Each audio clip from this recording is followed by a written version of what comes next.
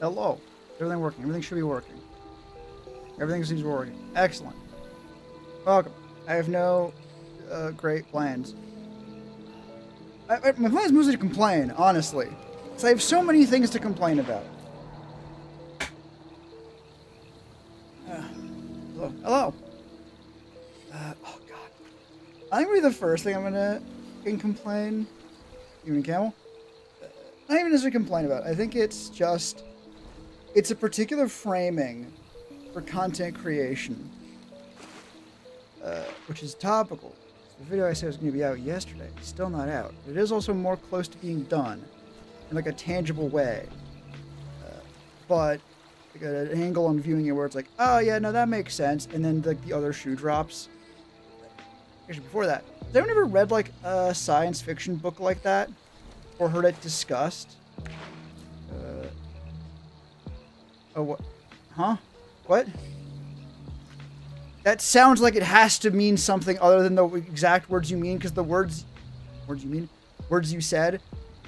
Voice sounds dry, mate. Does it? Camel, does my voice sound dry? Trying to fucking figure out if your own voice sounds a certain way is like impossible. You might, I don't know.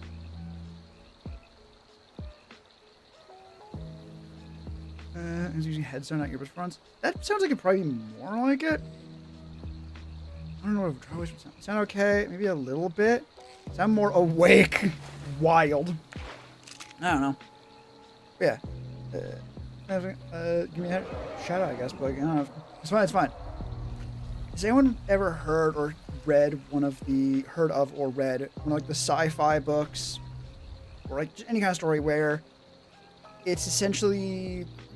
I'll just read the example. I'll just try and verbatim read the example, where it is a hyper advanced like alien civilization, or maybe humans 1,000 years in the future living on Mars.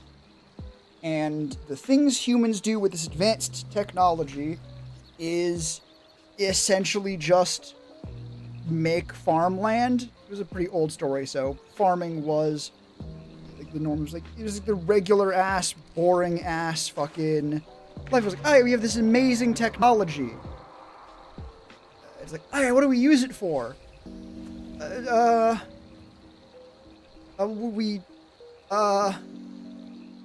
We can cook with it. It's like, you cook with the replicator? Why the fuck are you cooking with a replicator? You have these wonderful, magical, amazing fucking wonders of technology. How fucking stupid must you be to, like, use them for, like, lamps, like, for, like lighting? With, of course, the get cooked food dummies. Exactly. And science to be devoted to anything but bare resources first, tend to the need before the wants. Right? That's the exact thing. And then the idea, or the premise of the book, is then to go, actually, I'm talking about you idiots, the reader. That's just humans, bitch. It wasn't aliens at all. It was you. With the idea being, or the pitch being, it is easier to get someone to accept an idea if you do the linguistic and philosophical equivalent of fucking hiding the medicine in a slice of fucking cheese before trying to feed it to your dog, right? Like, you make a fictional example, or like you take, presumably, the reader, and then you, there's a word for it, but like, you make it so that the reader does not realize it's about them. And then you present the point as you would, like, full honesty, like, wow, these people are using hyper advanced technology. Or it might be like the aliens were like, yeah, no, they just know everything. They can call on any and all of their species' knowledge on a whim. And what do they do with it? Basically nothing. Administration with the final POV reversal, basically, because it's easier to go like, wow, what the fuck do you mean these aliens have like a hive mind and can learn anything at any point at any time, and they just choose to be wrong about stuff? Like, they're wrong about things they could so easily know for no given reason. What the fuck are you talking about? It's like, hey, idiot, you know when people were joking about the internet and how people were using it while they could look up any piece of information they wanted. They were using it for cat pictures. Yeah, idiot, it's about you. Stargate CGI influencers? No, I have not. Like, I mean, people get defensive if you call them a fucking idiot, basically. If you say, hey, that thing you do is stupid and you're stupid for doing it, even if you're right, people are going to go like, hey, wait a minute. No, I'm not. Fuck you. Fuck you, bitch. If you present it as, wow, this totally random, unrelated third party is doing this thing. What does this thing look like? Ignorance is bliss and arrogance is a defense. God, I want to chew into that line so badly because it feels like there's not... That could be either essentially like a truism that's like half-baked, or it could be like the most real shit ever. Greetings, Shaman. Yeah. That was sort of... Table said it right. Misdirection with a final PO. Basically, it's just misdirection. Right? It is... A thing is easier to accept, or rather, I guess, framing something truthfully in a way that is easier to accept before then going, okay, so then this is true too, right? On Twitch. Goddamn.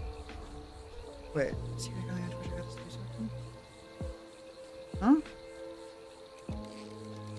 And the guy on Twitch, I got this debate style. What debate style are you talking from? Or talking about, do you mean this one?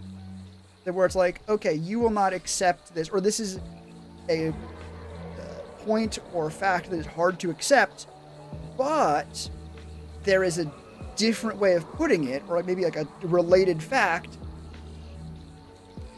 that would make it seem more plausible. Again, a hive mind species that also just doesn't use it.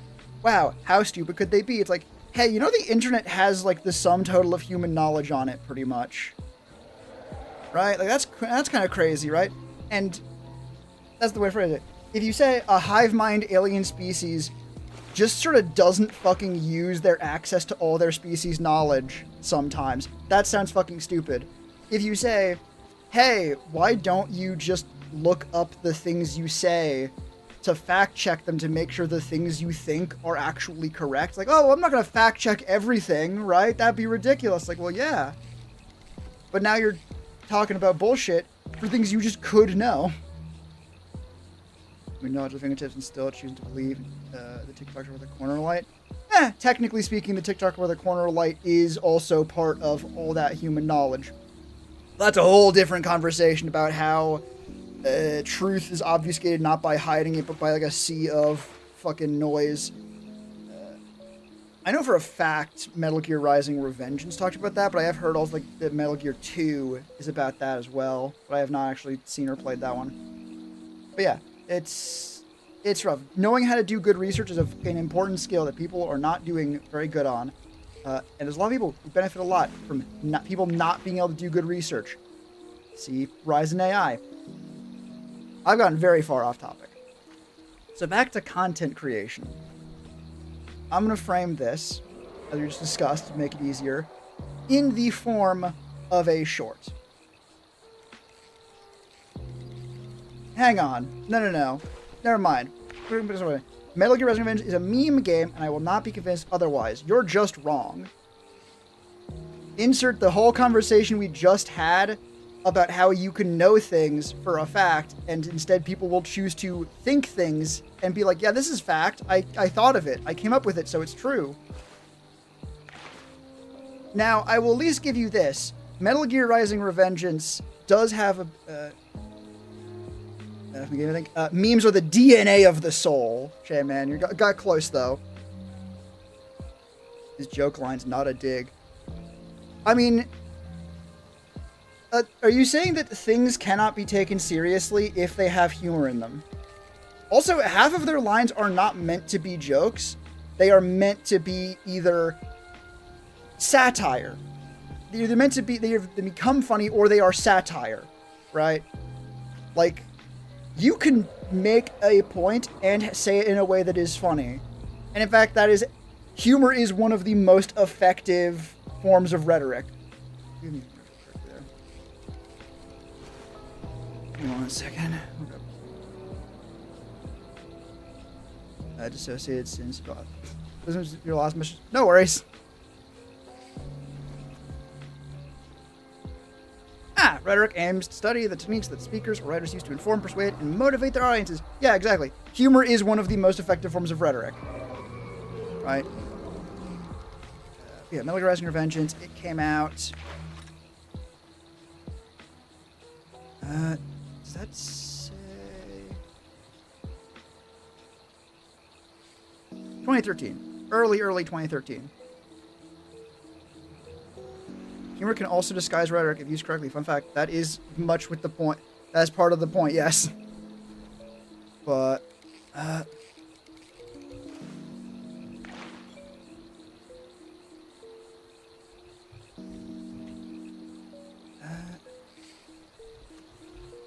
it's wild that I am already, like, we are one step down this fucking rabbit hole, and I'm already looking up, like, when was the history of Nyan Cat? It's like, what the fuck is going on?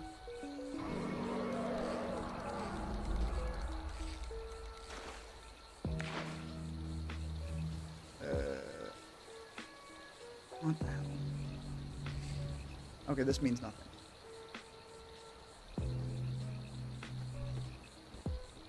You know what? Fuck it. Good enough.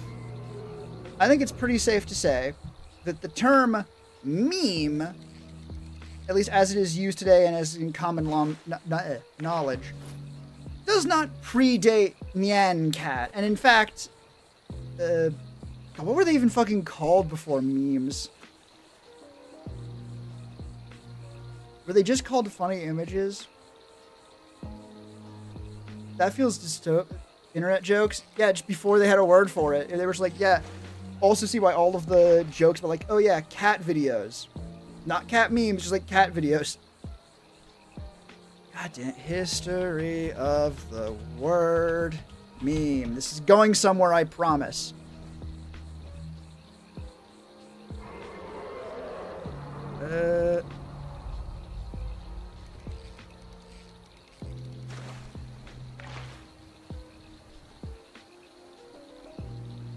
Oh, god damn it. Mental health week, family trauma and whatnot. Some little random off topic because I can barely think. Relates my on you. yeah. That's very on topic. What are you talking about? Oh, it's from like 2012? I literally just saw it. Yeah, no, you're good, Camel. Happy to help. Just leave later on the burn if possible.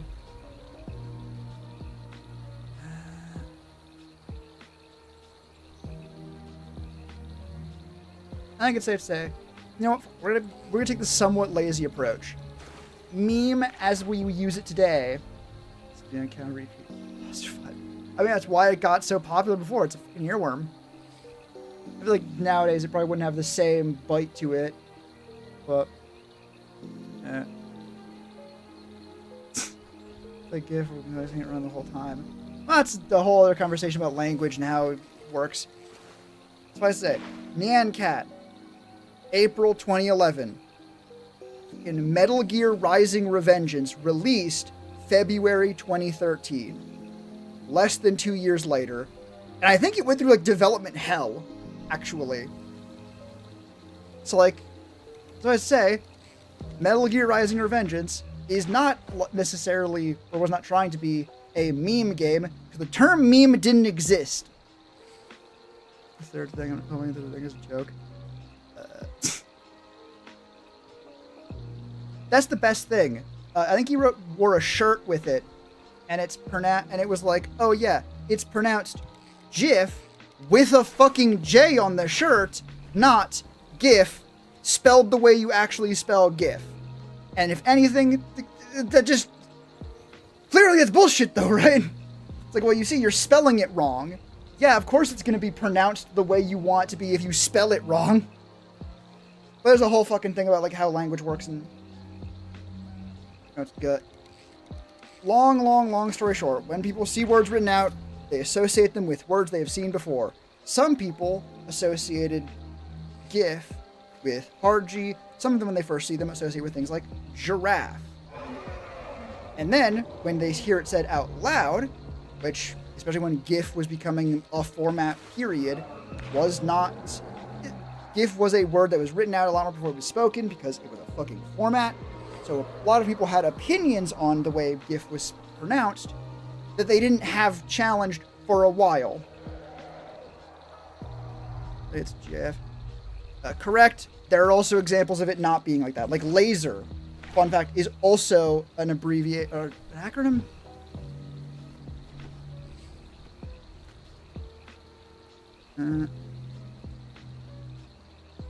Yeah. Light amplification by stimulated emission of radiation. So, follow the logic of, well, you know, it's an it's a series of letters. It's an acronym.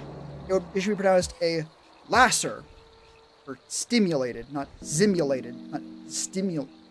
Yeah. C becomes the opposite. One thought, it's C. Fine. Huh? Everything I know is incorrect. That happens. That's what I meant. Yeah. It's been around for the first laser built in 1960. Regardless, back to fucking Metal Gear Rising: Revengeance and it being a meme game. That is very fair to understand. A lot of memes have been made about it, and it's very easy to. However, the line, the way of phrasing is like, from, I think it was Typhoon, memes, the DNA of the soul, does not mean memes in the joke context, because memes in the joke context didn't exist yet. At least were not popular. They mean memes in the mimetic sense. Like the best way I found to describe it, at least from the information I have, is ironically to go to the SCP page for the anti-memetics group, and their description of anti-memes, the Anti-Memetics Division Hub, which has one of the rawest fucking lines ever, and just like broadly, frankly, this is some writings like, no, this is why people like SCP actually. Quote, an anti-meme is an idea with self-censoring properties. An idea which, by its intrinsic nature, discourages or prevents people from spreading it. Anti-memes are real. Think of any piece of information which you wouldn't share with anybody, like passwords, taboos, and dirty secrets, or any piece of information which would be difficult to share even if you tried. Complex equations, very boring passage of text, large blocks of random numbers, and dreams. End quote. The next half is very, very good, but also about SCP stuff. Does it make everyone associate terrorizing SCP with something stupid because it's based on the idea? That's one of them. That might be a different one. This whole thing is about SCPs where information about them fundamentally prevents you from... Like, there's one SCP where anything written about them in words will cause them to fucking attack you, and will... If you speak about it and describe it in words, it will fucking get you. If you write down a description of it, it will fucking take a piece of paper. And Waldo, no, because Waldo does not take... Here's the thing, no, because pictographs didn't count. And the entire SCP document, the entire SCP page, is in pictographs because that is the only way you can describe it. And it's really, really fucking cool for that. Regardless, take the definition for here from an anti-meme, and you can very clearly see what a meme is in this context. An idea that spreads. Obviously, it's how we got the term for it now. They're jokes that spread. Things that spread like wildfire. Like, if only you talk about it and only you care, it's not a fucking meme, it's a joke. If everyone is talking about it, if everyone's doing the same joke, then it's a meme. But it was also a meme before it meant specifically jokes. Unit handling is the SCP is really good at reading, but not with pictographs. No, but that's because SCPs are weird. And like, you're just him caused the person to get killed by him. Oh, I thought you were just talking about like Waldo in the sense of like the book, like the actual physical one, not like the SCP page. SCP is a work of like collaborative fiction. Any given SCP is or is not canon to any other SCP if it would break continuity. Like, technically speaking, the SCP Foundation has such terrifying fucking things in their roster. Why the hell are they bothering to fucking deal with insert fucking SCP that doesn't matter? Yeah, I don't give a shit about that. SCPs where the punchline is and then it kills you, I don't give a shit. At least if it's not interesting. It's like, here's an SCP where it can kill anyone with a thought. It's like, no. The reason the other one's interesting is because of how it changes the page. Doesn't matter, doesn't matter, doesn't matter. Memes are ideas that spread. And the whole point of Metal Gear Rising: Revengeance is that the bad guys are essentially trying to like spread ideas, I think. And knowledge. So, you know, the bad guys are spreading different ideas on the internet and basically trying to... There's a bug. I actually gotta play that game. It actually has a lot to say. Why am I wasting my words on it? The fact that the main antagonist of Metal Gear Rising: Revengeance is a United States senator is not a fucking accident, actually. Like, that's not a fucking mistake they did. It wasn't arbitrary. There's a lot of good SCPs. Not what I'm talking about, though. Yeah. Anyway, that was a fucking tangent because Table has bad opinions. What are you... Table, that guy is both the bad guy and loses. God, you sounded... I mean, like you said before, I guess ignorance is bliss. I suppose you just live like that on purpose. But no. Dog, you have been nothing but a distraction. I don't gotta deal with this, I'm sorry. One of those charismatic villains. Not even...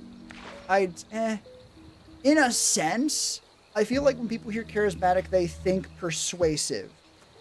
He is someone who is...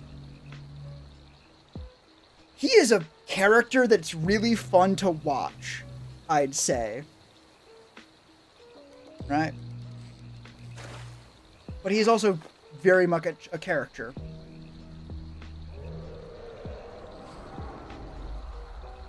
Why Tumblr simped for the Onceler for a while before figuring out he tried to chop down a forest? What? Are you half stupid? Answer me this, Shaman. Are you half stupid? The idea that Tumblr would know about the Onceler, but specifically in the suit, and then have no one fucking be like, yeah, no, he's the forest cut down guy. Even if there was an angle on that made sense, the fucking sheer quantity, the fact that there was such a quantity of fucking Onceler X Lorax bullshit, that concept has seeped into the general internet like consciousness. Clearly not, unless they know about the Lorax too, and don't know how that story ends. On Tumblr. Be for real, man. God damn. Also, the idea that's like, oh, you know, why Tumblr simped for the Onceler for a while before figuring out, like, what the fuck do you mean before? What the fuck do you mean for a while?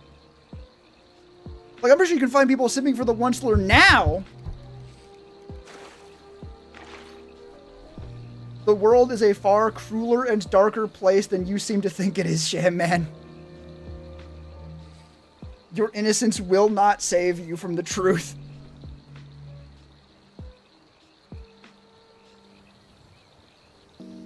I mean, it took all of 30 seconds before someone brought up the plot of the movie. What blissful rock do you live under that Tumblr was simping for the Onceler for, quote, all of 30 seconds? I don't give a shit, actually. I was in the middle of talking about a different thing. I got very distracted. Fucking goddamn thing froze. Stop being frozen, thank you. So, to the thing I was actually trying to talk about. Which was the angle on content creation that I think is both helpful and also like fucking frustrating. Together. That's unfortunate. I apologize for that. But also, so using the framework of particularly a YouTube short, it is easy framework. Everyone knows what that is. it's not going to be like literally in the format, but like mostly size-wise, right? 1 minute is a nice unit of measurement to figure things out. So, making a YouTube short. You want to make a YouTube short, what does it take? Well, if it's going to be voiced, either it's going to be off the cuff, I do not do things off the cuff, or it's going to be scripted. Which means either you practice the line enough to where you can just do it in one take, or you do a couple takes, and then you just make one that's, good. We're going to say, doing the takes, recording the lines, okay, that takes, you're doing multiple takes of a 1 minute video, obviously it's going to take more than 1 minute. Let's say you do 3 takes, takes 3 to 5 minutes to record the voice lines, and then you have to listen through all the voice lines to edit it. Let's say 12 to 15, let's say 15, 20 minutes, all told, to record and then edit the voice lines for a YouTube short, right? That doesn't feel too bad. Right? Maybe I'm biased because I actually know how long that takes. But it's not a matter of like, yeah, no, you just say the words and then it's done. Not that magic. But now, it's fine. It's been 20 minutes. Fucking part of lunch break, you could have fucking, don't fucking record the voice lines for a fucking YouTube short at work. Please, fucking God. But yeah, voice lines done. Fantastic. Get to, I'll say for the sake of ease, you have the basic stuff done. I have that, I recommend it. But then, you have the voice line done. You now have the fucking editing to do. And this is the part that's been annoying for me recently, because it's been very, very consistent that I'm looking at like basically 1-to-1. A second of the video is a minute of actual editing it.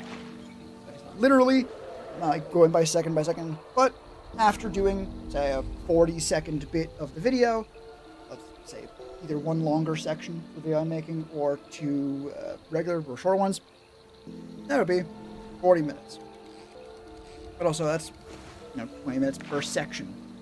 So, for a YouTube short, great, we are at the point of going, it will take, 20 minutes to record the voice line, or from starting to record voice lines to editing the video, hour 20 minutes, right, for a 60-second short. Okay.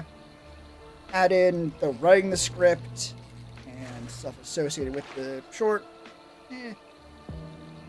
Let's just say hour and a half to 2 hours. Okay, for a YouTube short, okay, do it on the weekend, right? You can see why someone would be able to do this or post a short every day, right, or every other day, right? If that was your main form of content, yeah, that tracks, right? However, then you explode that out to, oh, wait, shit, hang on, wait. I think chest pain would have lasting effects on someone's thinking. Brother, chest pain could be basically fucking anything. I said before, I'm not that kind of doctor. Probably not. There are a lot of things that can cause chest pain, and you're talking like a specific band of them that are both severe enough to cause like long-lasting is mental problems. Let's not beat around that bush at that point. But not severe enough to where any other signs show up. And other signs do show up. Again, I'm not a fucking doctor. I'm not that kind of doctor. I deal in malpractice and bloodletting. That was more for fun, though. I was looking at something. Right. Me. Okay, yeah, so I already have the problem. The only thing I could recommend then is going to a doctor and talking about it with them. Like a medical doctor. Not internet funny guy doctor. Okay, I certainly hope you're doing okay, but I can't answer that for you. Enough. So, hour and a half, 2 hours, from beginning to end, the whole fucking process for a 1 minute short. Okay. Yeah, that's an afternoon. A hobby. Right? Okay, that makes sense. The fucking 40k kit bash video I did is almost 33 minutes long.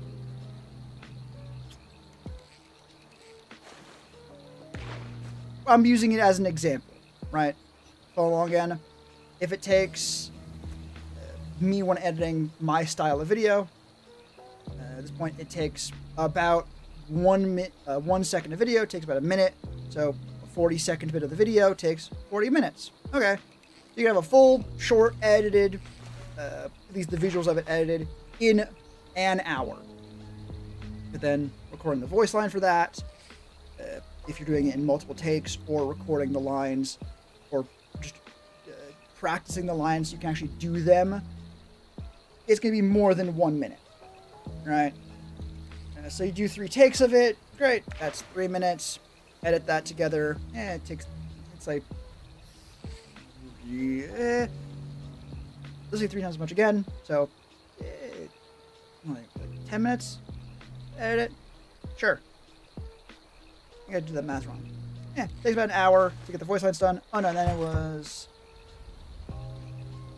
even if it is just like, yeah, an hour, right, to get a YouTube short done of 1 minute. Great. Again, the MataraCon video was half an hour. Uh-oh.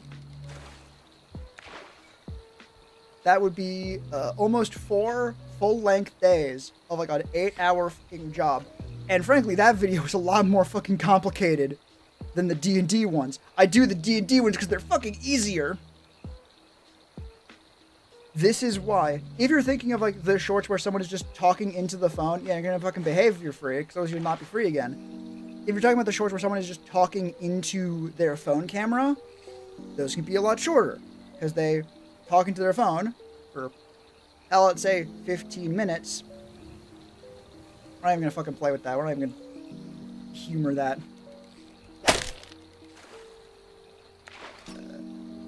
So 15, talking to the phone for 15 minutes, cut together of about, say 15 minutes again, half an hour, they are done. Front to back. I do more edited content. And oh my god, I can see why people don't do that.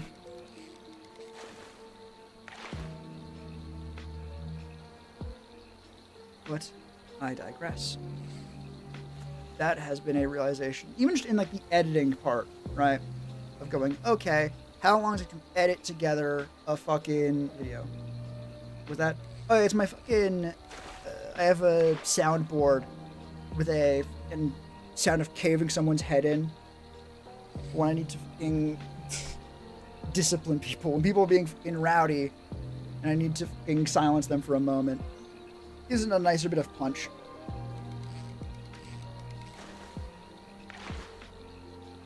Can instinct? Hell yeah. It's fun as hell. The first relevant thing humans ever did.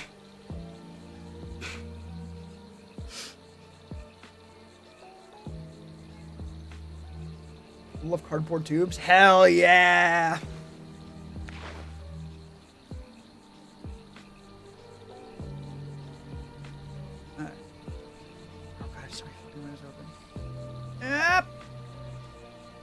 Regardless, it's been like frustrating to be like, yeah, these videos are fast to make. It's like, yeah, fast to make, relatively speaking. After I've written it all out and recorded it and edited the voiceover and gotten like all of the individual bits ready, so like the background music, all of the different parts that could be like moving parts that would be annoying, they're all fundamentally either already handled or, well, just already handled, right? Well, because I did them already, or I'm just taking them from a different video and just reusing assets, basically. At that point, it's like, yeah, no, it's 1 hour per minute, which for like a 13-minute video means it's going to take over 12 hours just editing it. And it's like, not like it's hard, right? It's very easy to split up into chunks to make it even easier. That was a kind of a problem with the fucking last video. It wasn't that. Oh my god, was it not that? But, uh. Regardless, that is more small potato style of being really fucking annoying. The bigger... God, the fact that I'm actually dreading the next fucking video in the fucking D&D changes to classes series. It's not a surprise. I'm not surprised. I mean, God for fucking bid. I already made a video about... I mean, literally, Wizard of the Coast has no respect for Ranger. And you know what? They were completely uninterested in proving me wrong. Right? They had absolutely no intention of making anyone think differently of them in 5.5. Right? Giving the class a full update. You're like, yep, no, we gotta make sure we keep that consistent. They need to be the dog shit. Yeah, that bullshit we gave them in Tasha's, yeah, that's their only fucking shit now. God damn. It's...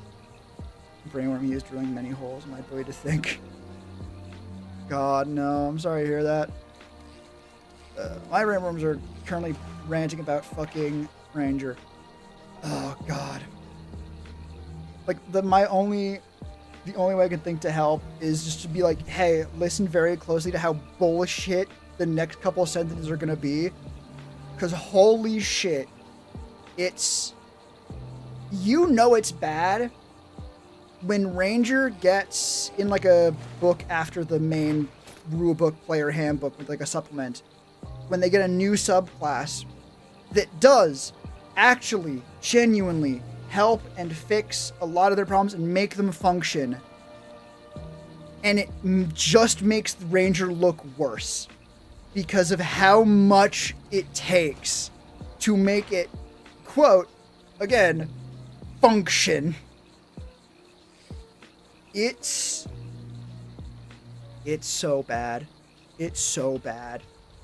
It's, again, I am dreading the idea of fucking trying to describe, like, cool, what's different? What did they change? Because it's basically everything, and also it's hot fucking garbage.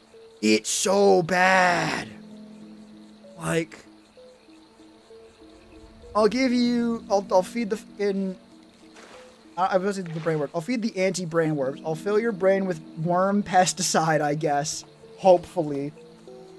In the form of salt. TLDR. You do not need to know exactly what the next words I'm saying are.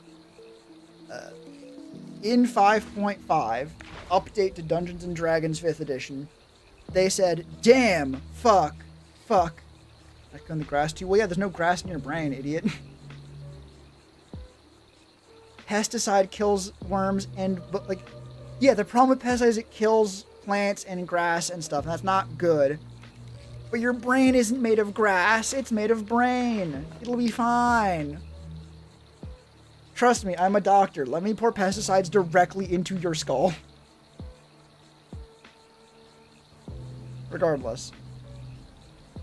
They decided, shit, fuck, Ranger was garbage. Like the rules we gave them do nothing. They do nothing at all. They're practically flavor text. Hey, that one spell you had that was like kinda unique, like pretty unique if you ignore the fact that Hex exists already, and is better. But ignore that. Hex doesn't exist. A Hunter's Mark, it's a spell you have. It's your fucking class feature now. It is your class's identity. It was just a thing you could do before. Now it is the thing you have to do. It is not only is it your level 1 feature and your only unique level 1 feature, right? Other things are just like basic. Yeah, no, you can swing sword good. You can cast a spell. Half of the fucking class in this game could do that. You're getting bog standard off the shelf rules. And your other one is also cast a spell. Ranger does not get any good spells, or good features. For example, at level 2, they get a different class's kind of generic feature called Expertise, but only half of it. Because getting all of Expertise might make the other classes feel like Ranger was getting something of theirs. So Ranger gets nothing instead. But don't worry, they do give you even more features for Hunter's Mark. So that spell you have that is a feature, right? All you need to know, though, if you don't know D&D, Hunter's Mark is what 5.5 Ranger is theoretically about. I say theoretically because holy shit, it is so bad. Like, I was talking to my partner a bit ago, and they were like, "Oh, yeah, no, like here's how, like maybe the ideas for like how you can make it better." And I was like, "Damn, you know what the worst part is? They did all of those just so badly that it did not process in your brain as things that make Hunter's Mark worth doing." But Winter Walker, the subclass, specific slant to the class, does try and fix Hunter's Mark, right? And it does make it something that actually has like good impact on the game. And the way they had to fucking do that makes Ranger look worse. And it's impressive when something that fixes a problem just makes you go, "Oh shit, it's bad, huh? If this is what you need to do to solve the problem is fucking terminal, huh?" I'll show you. One of the things it does is target of your mark. They have a debuff. It's good. This is actually a good part on it. This is what it should have had to begin with. It should be on base Ranger, actually. Or rather, Hunter has a thing. Doesn't matter. It makes sense because you're saying, hey, I want to make a person easier to hunt. I want to mark them for hunting. This tracks. This makes sense to tie into the spell. The fact that it also, one thing, the fact that they get more features at level 3 than like other subclasses, because it's like, oh shit, just give them more bullshit. Quick, give Ranger actual features. We need to give Ranger 3 different features. We'll most only get like 2. Or like even 1, I think. I think Beastmaster might get 1. And it's like, cool, we need to give them 3 because goddamn, do we not give them anything on base class anyway. One of them is good. The other one is just more spells. The other one is just a bunch of bullshit that is not related to Hunter's Mark. But that's not the funny bit. The funny bit, a part of the funny bit, is the fact that they made one of these features just mind-bendingly good.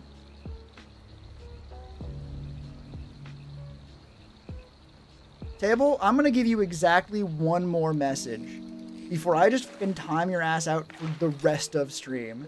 Because you're having way too much fun being like, oh yeah, no, let's fucking poke buttons. Let's try and get ourselves in like timed out. Dog, that's not how that works. And in time? No, I want to give them a chance first. Okay. I need a gunshot sound effect. Hang on. That'll have to do for now. My apologies. You will probably be okay later. I'm also not gonna let you make being a fucking problem into a personality trait. That's not how that works, right? When I go like, hey, please don't do that, that's kind of annoying, the response is not to double down. Because that gets you killed. Regardless. Refresh. Ranger, it's dog shit. They want Hunter's Mark to be there. It's the thing. They have a new subclass after the book was out and people got to actually try base Ranger. And the level 15 ability, the highest level ability you can get, max at 20, Frozen Haunt. You turn to a fucking ghost when you use Hunter's Mark. Hell yeah. Honestly, if you haven't watched my fucking like Ranger video, I'd recommend you go do that. Also, no one fucking watched that video. The TLDR is use Revised Ranger.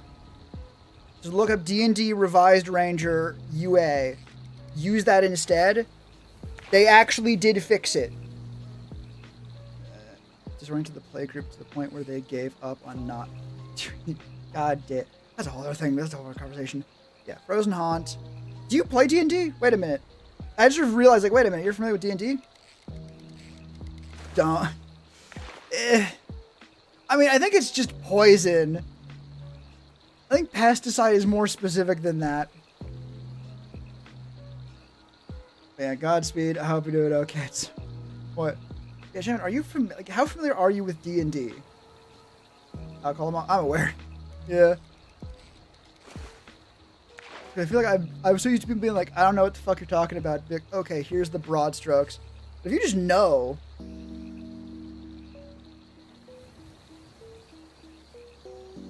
Playing for years, though, I usually end up making my own shit and avoiding the Wizard of the Coast. Like, a lot of the new stuff is actually good, which is kind of frustrating. The Paladin one has some fucking problems with it, but the fact that the Ranger one is so dog shit is, at this point, kind of funny, because the version in Baldur's Gate's also dog shit, which is only relevant because now that means there's 3 very distinct versions of Ranger, because, oh yeah, also Baldur's Gate 3 did also completely switch up what the fuck Ranger's deal was, and still made it bad. So 3 different versions of Ranger that are dog shit. And also a 4th one that isn't, that they didn't use for some reason.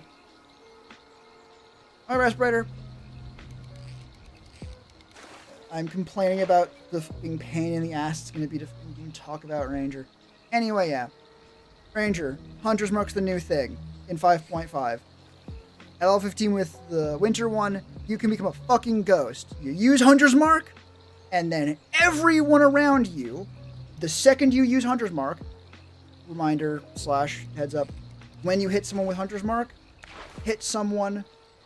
Have I done it before? Yes, but I'm dumb. And I forget shit easily. I also just assume, like,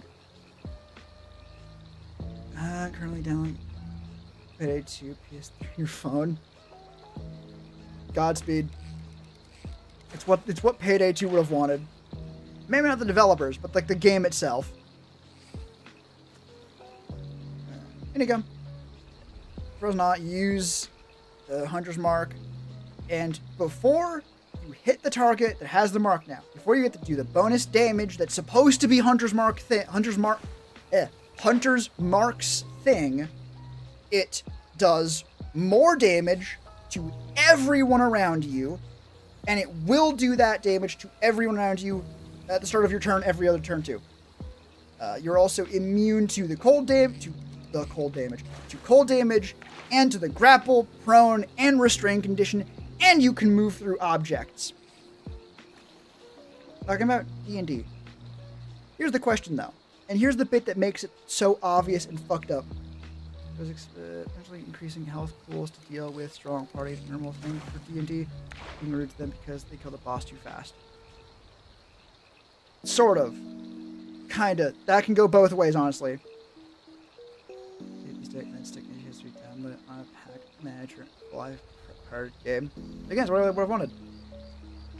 Anyways, Frozen on, become a ghost. Great. What the fuck does this have to do with Hunter's Mark, though?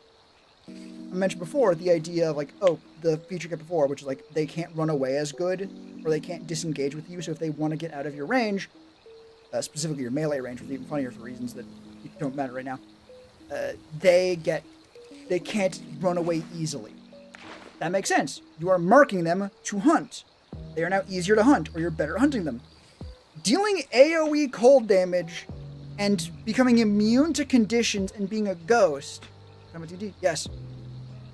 What does any of this have to do with what Hunter's Mark's shtick is supposed to be? Which is, I mean, it even replaces your favorite enemy thing, which is like, that guy in particular, fuck him. The answer is it doesn't. Frozen Haunt has fucking nothing to do with anything. Doesn't have anything to fucking do with. Did I say Frozen Haunt? Yeah. Frozen Haunt has nothing to do with what Hunter's Mark's supposed to be about. They try, in order to make a subclass that gives Ranger a thing to do, that makes Ranger as a class function in any way, they had to say, hey, look at that thing we said was going to be your whole thing. Yeah, what if it did something else? What if it was a different fucking feature, actually? It is difficult to articulate how fucking bad that is. It's like, I don't even know how to fucking describe it.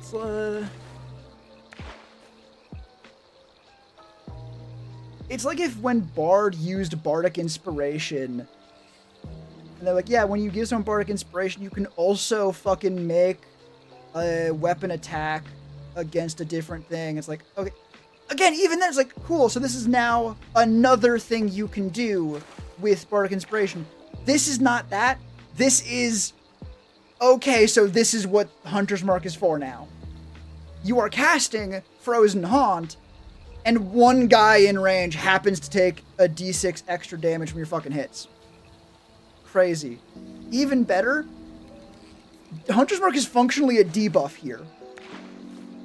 Because Hunter's Mark is a concentration spell, which means that your concentration, it can't be broken by damage. Like, hey, finally get to use that fucking feature. Way to go, idiots. But it means you can't use other fucking concentration spells. Something like Hold Person. Oh, but Doctor, why the fuck would you want to use Hold Person on, like, well, I mean, you'd want to use Hold Person on Ranger, but Ranger doesn't get Hold Person. They certainly gave it to Winter Walker, though. At level 5, so it's like, cool. They give you a spell you are legally not allowed to fucking cast, because if you cast Hold Person, you are not casting Hunter's Mark, which is the only way you get your main ability. Like here's this great fucking here's this great spell you'd really want to cast. If you do, turn off your main features. And the fact that it's arguably worth doing, like, honestly, truly, I realized that more so when I was actually looking at Paladin, because they actually have, one of the subclasses has, honestly, the perfect lineup for that one. Vengeance, it's the spells it gets for that specific type of Paladin are Hunter's Mark, and then Hold Person. And goddamn, like, why are you using your... The only reason you use concentration on Hunter's Mark is just because Hold Person takes your fucking action? But also, if Hold Person actually stays up, you are guaranteeing your own fucking crits on Paladin, the motherfucker who just dumps dice on the table. It's like, yeah, no, here's a version of Paladin that can choose to run Hunter's Mark. Will they? Probably fucking not. Although there's a whole other thing where if you line up Oath of Vengeance Paladin using a bow, which is just doing Ranger's thing, the only thing Ranger can even conceivably consider themselves even vaguely okay at, bows. Because if they try to get into melee range, they compare to Paladin directly, and Paladin smokes the shit out of them on every conceivable fucking metric. Or at least draws if it's like, oh, well, you know, they have Pass Without Trace, right? It's like, cool, Paladin has fucking Zone of Truth. Shut the fuck up. Doesn't matter. Even at range, like, cool, we want an archer. Why play a Ranger over a Paladin? The argument is not fucking compelling. TLDR, we compare to Beastmaster Ranger because A, it's the most iconic version of fucking Ranger, and B, I'm not going to compare Paladin with a subclass to Ranger without a subclass. That's rude.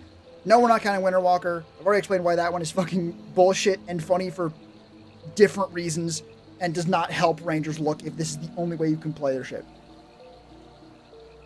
But for a long, long time, Oath of Vengeance Paladin we'll describe the first round one. We'll describe round one of combat. They will bonus action in 5.5 because yada yada. They use Hunter's Mark, like the Ranger does, is their feature.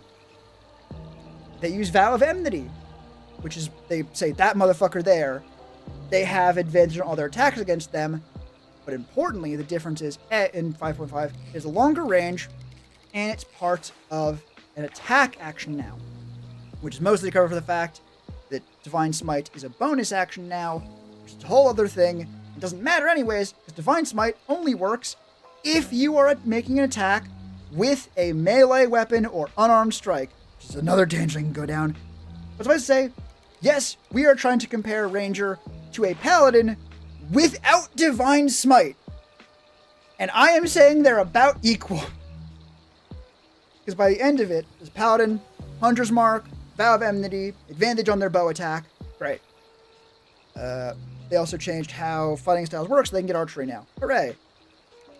Beastmaster Ranger, in order to command their beast to attack, needs to either use their bonus action, which means they are not using Hunter's Mark, and will not ever use Hunter's Mark, because round 2 is the same fucking situation. They can either use their bonus action or hunt to attack or Hunter's Mark, or they can give up their own action to make their beast attack.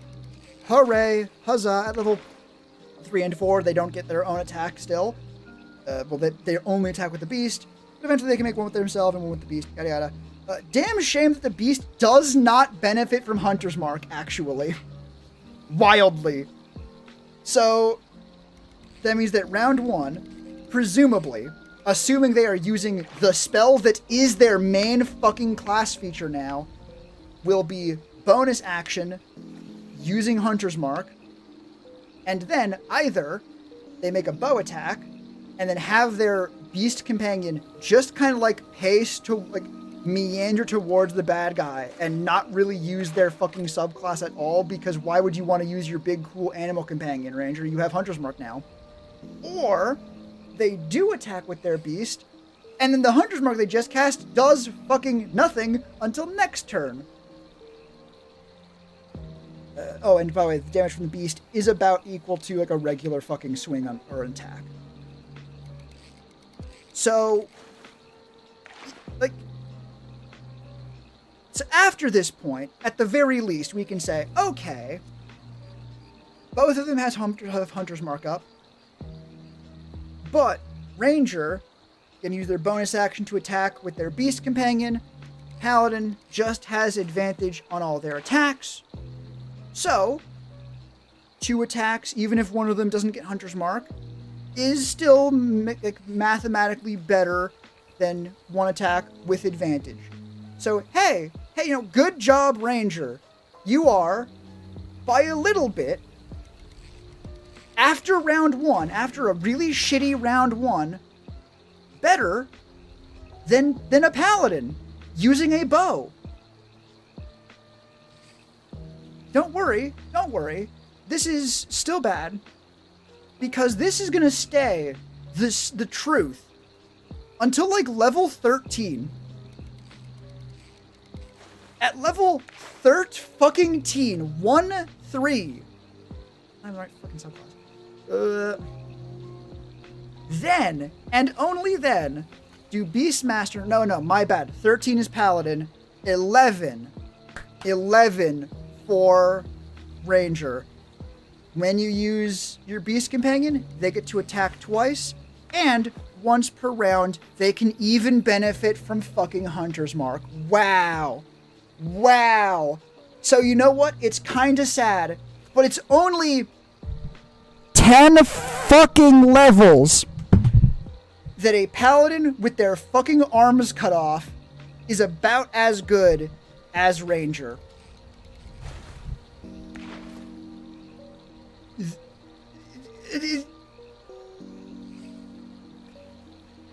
Jump scare? Motherfucker, we were talking about D&D Ranger. There is no scarier force on this world or the next. Right? Like, let me go back and look at all the things Paladin does not use. Oh, actually, very funny. Unit Oath of Vengeance. They're level 7 and also 15 ability, but that doesn't really matter at level 11. Both are specifically melee ones. Scare the shit out of me. Oh, that was the jump scare? Oh yeah, my bad.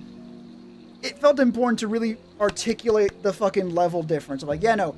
Up until level 10, there is no fucking reason to play Beastmaster Ranger over Paladin.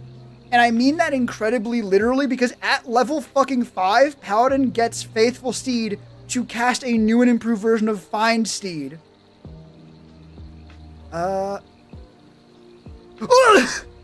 Wait! Please tell me they have an attack. Please tell me they have an attack. Holy fuck. Holy shit, never mind.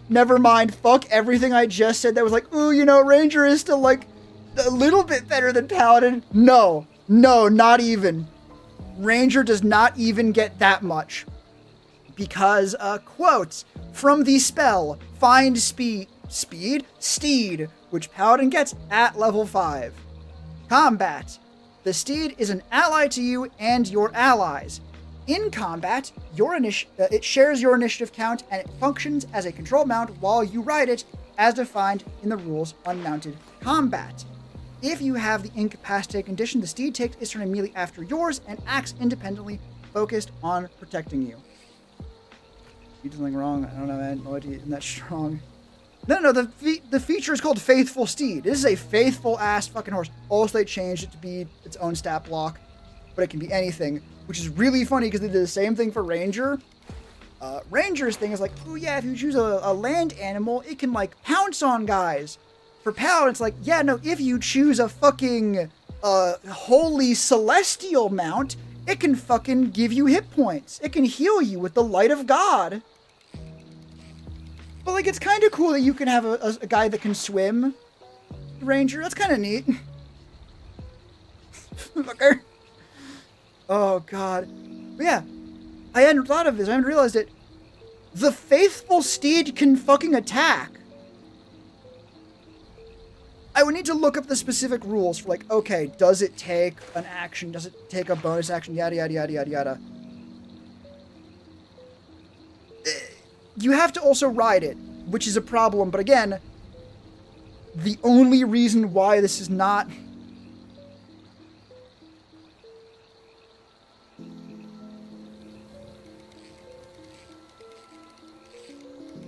I mean, honestly, frankly, it doesn't even say anything about, like, it doesn't act differently if it is. Frankly, I think it's more just like, yeah, no, in the rules for mounted combat, it's its own thing, but, like, you don't need to ride your steed. It can just be next to you. You don't need to be on your horse for the horse to exist. So it could just be a matter of like, yeah, no. Paladin at level 3 and 4 is better round 1, slightly worse round 2 onward than Ranger. At level 5, they just get better Beast Companion. That's fucked up. That's fucking evil. That in one feature, Paladin just fucking swipes an entire fucking subclass of Ranger off the fucking table as it's already dumpstering the shit out of Ranger by itself. Also, just context for why it's specifically Paladin dumpstering Ranger. It doesn't have to be. Every class dumpsters Ranger. The only reason Paladin is the one I use is because it can be quite easy for me to be like, oh, well, you know, Ranger's a half-caster, right? So, like, yeah, it doesn't fight as good as, like, a fighter or a barbarian, but, like, it can cast spells. Oh, it doesn't cast spells as good as a druid, but, like, it can fight. Paladin can do both, too. So, surely, Ranger must be able to be better than a Paladin without the Paladin, right? Paladin hold, like, non-Paladin. Non-Paladin with left Vow of Enmity. And it's not. The answer is Ranger is not better than non-Paladin with left Enmity. In fact, it's just worse. Congratulations, Ranger. Oh, God. Don't worry. Don't worry, Ranger. I'm sure your bond with your... Oh, wait, no. Wait, no. That is a telepathy of 1 mile with the Paladin. And, a trait called Life Bond on Find Steed that is just on all of them. It's not like it's only on the Celestial version. That reminds you of something else. Come on, save me from thinking about the fucked up nature that is D&D Ranger. What if a god that supports evil like necromancy makes holy water currents and now restores the undead? I mean, really, that's just sort of an orbital, like a tiny little fraction of the argument of like, surely fallen angels are still in some way celestial, right?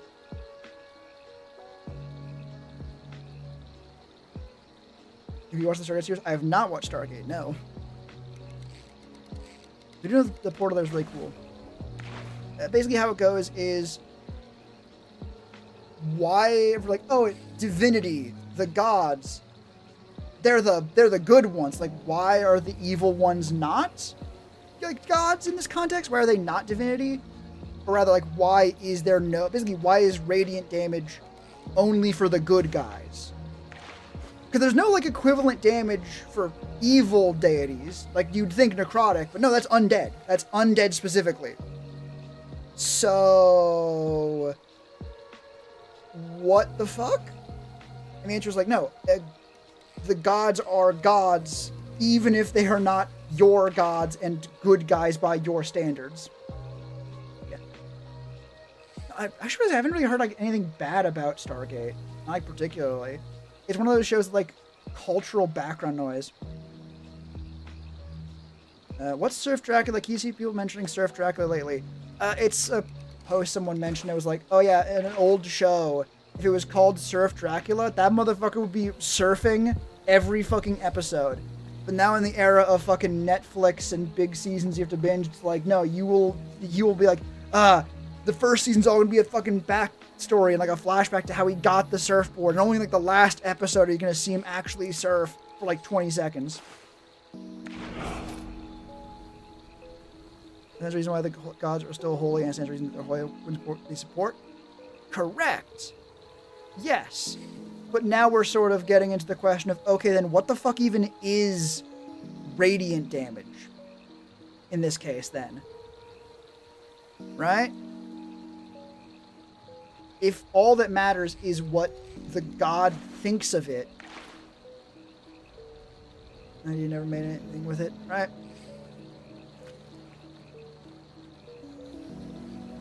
I think it's more so like in any sort of pantheon myth where when divinity is like, no, we're evil now, they become something different. It's like, no, they're still a god. They're now just against you. Hell yeah. God. I need to fucking...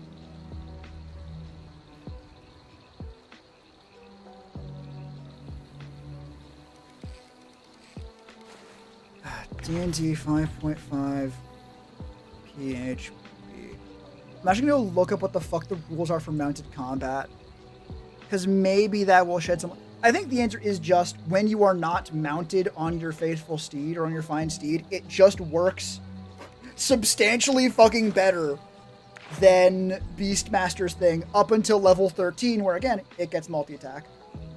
Make it so Radiant is a choice element from the god. Fire, which is ice, lightning, hell, just poison. I mean, at that point, it's like just poison. If it's poison from a god, what the fuck kind of mortal creature could resist it?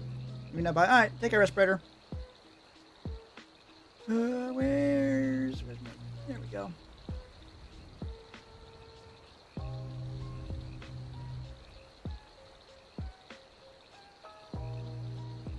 Let me see. Where is rules for mounted combat? That's gonna be a nightmare to find, isn't it? Combat. No, mounted combat, page 26. Yes. What are your rules for combat? Controlling a mount. You can control your mount only if it's been trained to accept a rider. Initiative, you control mount changes to match yours when you mount it. Move or turn as you direct it, and only has 3 action options: dash, engage, dodge. Control mount can move and act even on turn that you mount it. In contrast, an independent mount, one that lets you ride it but ignores your control, retains its place in initial order and moves and acts as it likes. In an effect in which you move the mount against its will while you're on it, you must succeed on DC 10 saving throw, fall off, landing in a prone condition. Okay. This is the funniest possible way this could work out.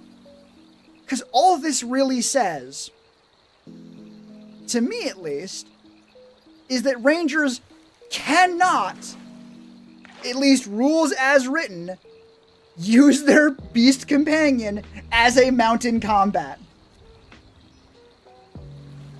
Or, more accurately, it would move on its own so that you could be riding it and also would have its own initiative in the thing. And so you can use Radiant. Still have to figure out what element responds to suffocating darkness. That's again sort of the problem of like... At that point you sort of almost get into the territory of like, the gods don't really necessarily do in radiant damage either. It's like its own specific kind of like magical light. And if anything, sort of, well, is the inverse of necrotic, right? Probably the best way to look at it that way is less, to use DD terms, higher planes and lower planes, and instead use, I guess, the upper plane and lower plane, but like the... what are they called? D&D.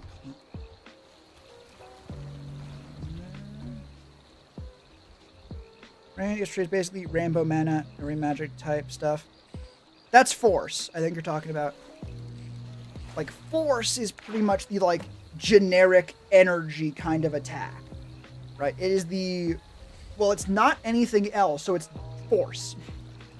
It just is.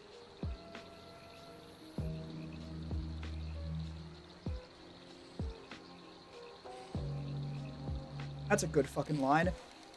This plane was a continuous exploding explosion of energy not meant for mortals. Despite its nickname, the plane of life could bring swift death to the unprotected. Yeah, it feels like radiant damage is more so something from, like, the positive energy plane, which is so far deep in the fucking D&D weeds, it's ridiculous. However, it makes sense. The positive energy plane and the negative energy plane, radiant damage, necrotic damage. The reason why you don't see things like fucking, I'm thinking, like, how do I phrase it?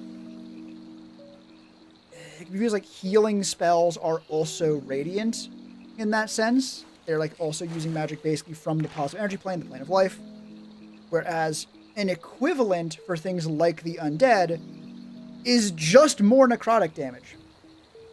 I mean, definitive good and evil is boring? Correct.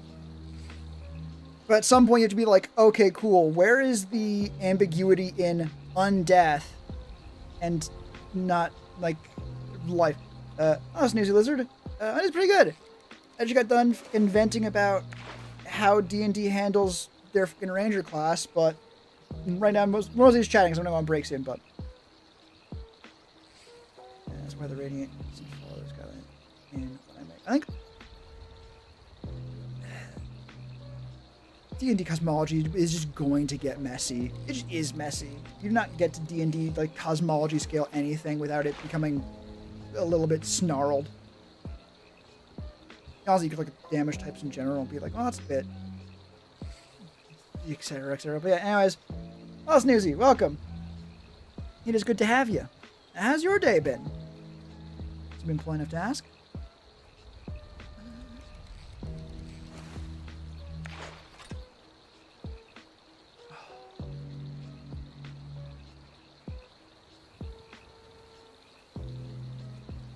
Nothing with... Yeah.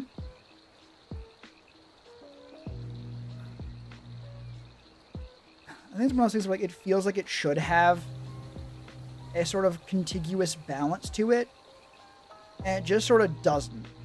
Like, there really isn't an opposite to radiant damage. I mean, there is, but radiant as in the celestials, high species, like, what is their equivalent to fiends? The reason why it sort of does double duty as both anti-fiend and anti-necrotic, I guess miraculously, there is no equivalent opposite damage type, right?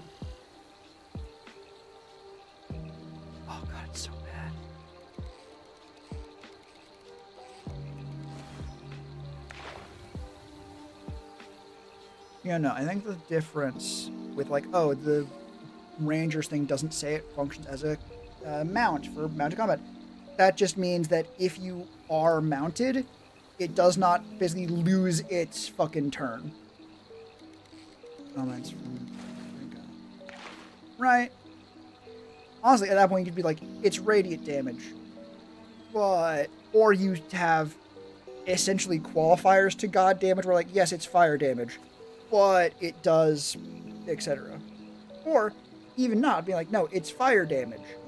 It's a lot of fire damage, but it's still fire damage. You're fighting a fire god. If you're good against fire, you're good against them, because that's what fire is. Right? The idea of like almost, no, this is not some special unique fire. All fire is this god's purview. Magic isn't made to fight them. Oh, absolutely. That makes, honestly, that's just cool as hell.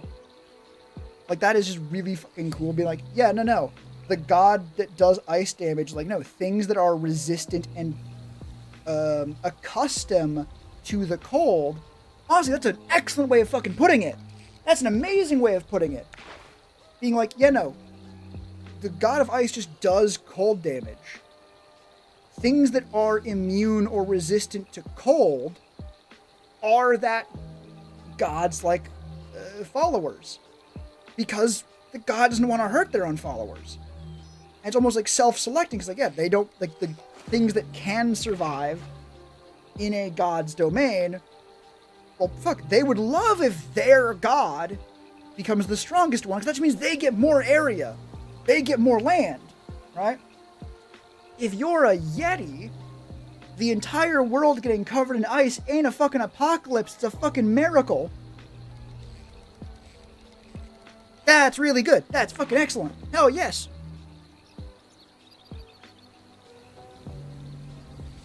Like, there are edge cases where that sort of falls through, but fuck the edge cases. Respectfully, fuck them. That's excellent. Oh yeah.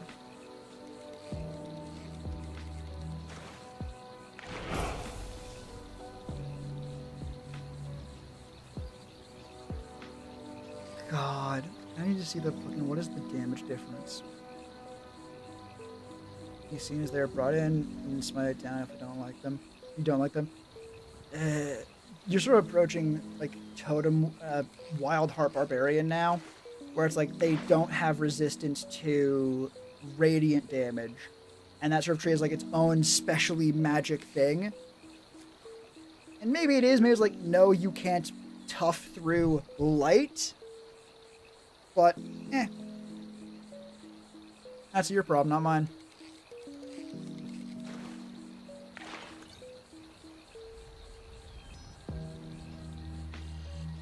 That's level 2. Okay. So, even with Find Steed.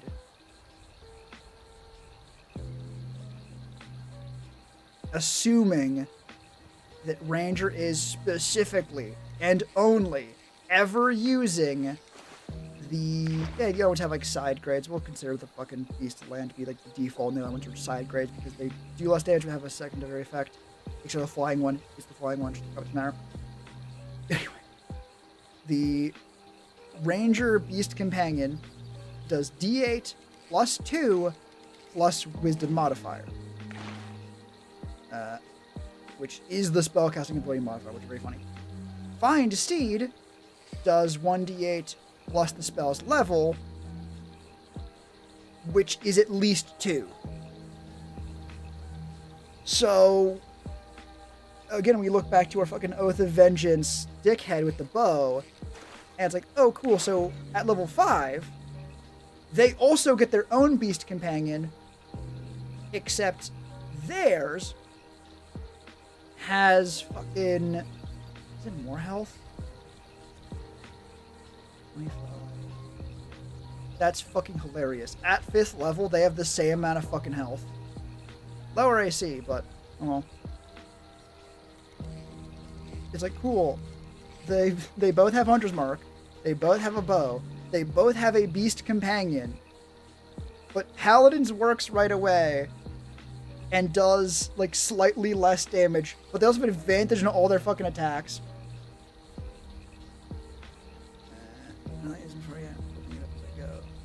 Having a light do direct damage doesn't make sense. I'm flipping it between 2 types.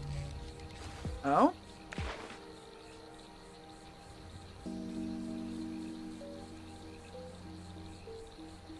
I mean, if you want to get fucking gross with it,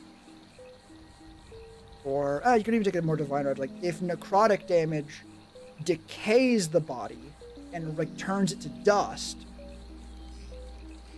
then have it be, honestly, if you want to make it fucking biblical, be like, no, radiant damage like crystallizes the body. It turns the very life inside the muscles into fucking, well, salt. You rapture motherfuckers. You hit someone with radiant damage, and the positive energy that keeps them alive suddenly gets overloaded and explodes out of their body. At that point, we're talking sort of making it work rather than if it would actually make sense.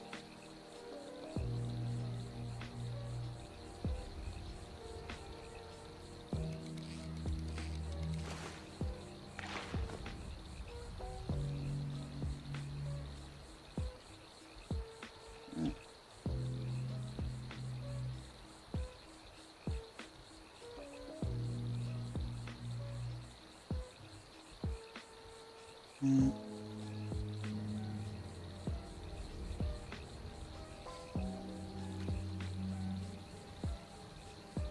Mm.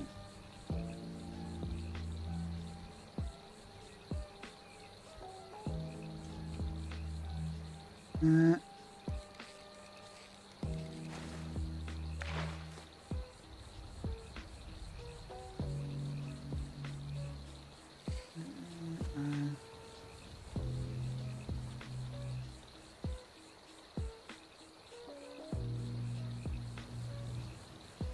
Okay. I didn't realize that was part of it. That's how the salt pillar was made. Alright, I didn't realize that was part of it, and that was how the Edith salt... What is the Edith salt pillar? Let's be clear, I made that up. Right, that was an idea just off the top of my head. I think it's a good idea, but it's not like some hard canon explanation that you need to give a shit about. And even if it was, like a hard... Edith is the woman turned salt looking back at the city of sin. Alright, I think it's more... For me, it was more like the image of... Sort of like of being raptured, like turned to a pillar of salt. It's like a pretty common iconography. It could also just be like it turns to crystal of some kind, or like glass. Alright.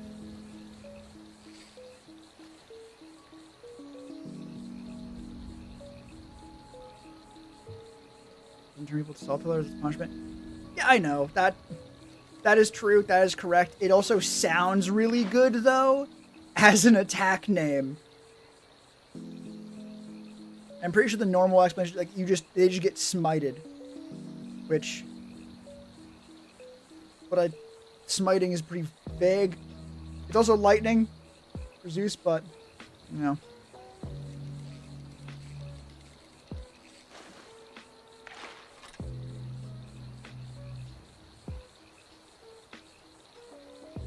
God damn.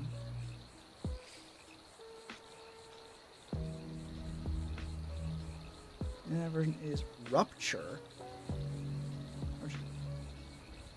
I'm assuming you're talking about that as like it's a thing you came up with. And also I'm pretty sure that would just be considered like inflict wounds in D&D terms. Very cool way of flavoring inflict wounds though. And also just like the same thing. Pretty much. Hell yeah. Honestly, I think just taking things that are in D&D canonically and being like, cool, what if it had different flavor to it is like one of the coolest things you can do. Because as long as the underlying numbers and abilities still function as they would, essentially, if whatever you're reflavoring would still work if you didn't reflavor it, then it's balanced. As far as at least the rules as written are concerned, it's fine. Such a target to a person causes bleeding. Do so. Oh yeah. Also a fucking cool name.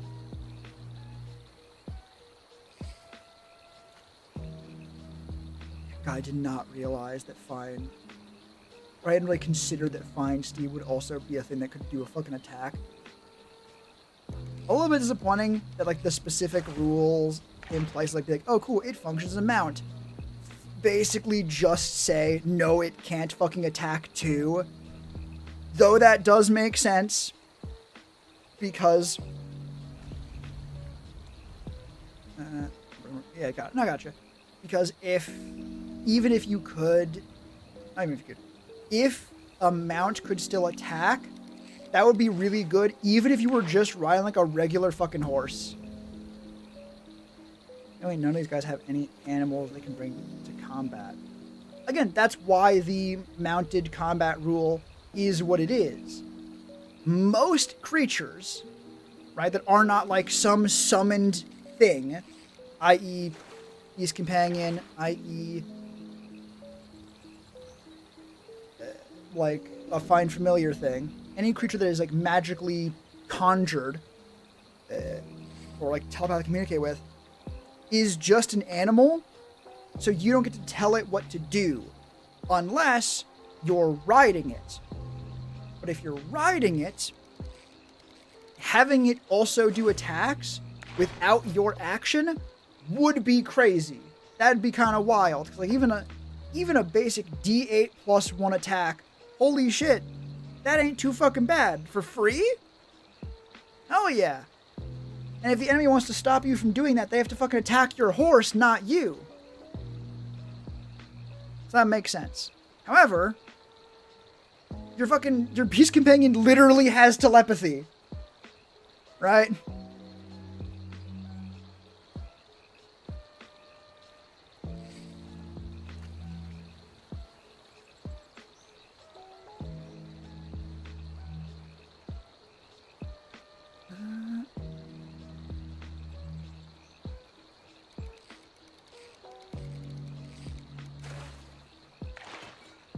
Oh, Find Steed's actually an action now.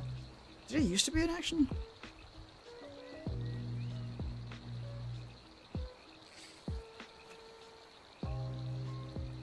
It didn't. Oh, that's actually really fucking fun. In particular with the thing of like, no, it can also be used in combat. It's like, cool.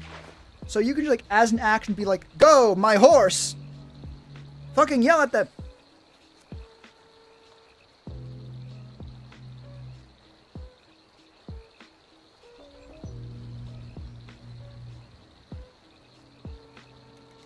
Even...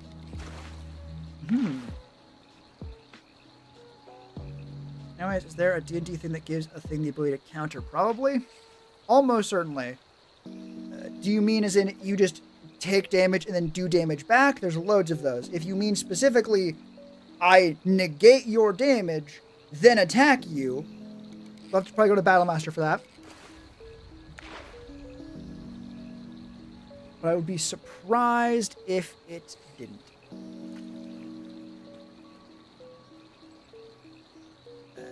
Maneuvers.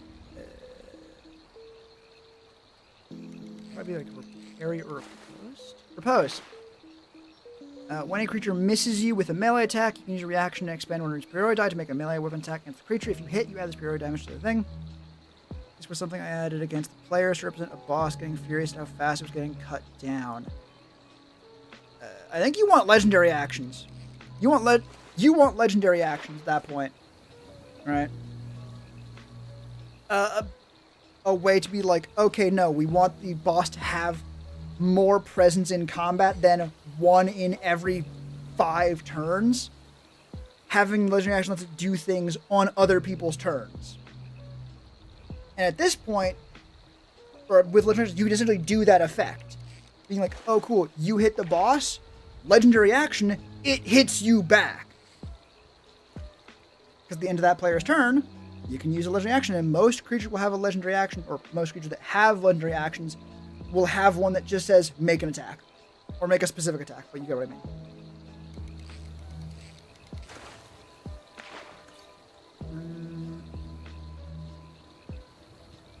None of this. When doing more, the next damage turn gives this thing a legendary action. No. Legendary actions are a thing. Do you know about how legendary actions work normally?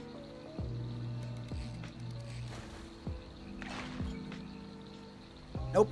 Okay. Ready for another, like some you know legendary resistance then, because that's another important one. So, hello, Tax Cat. Fucking D&D.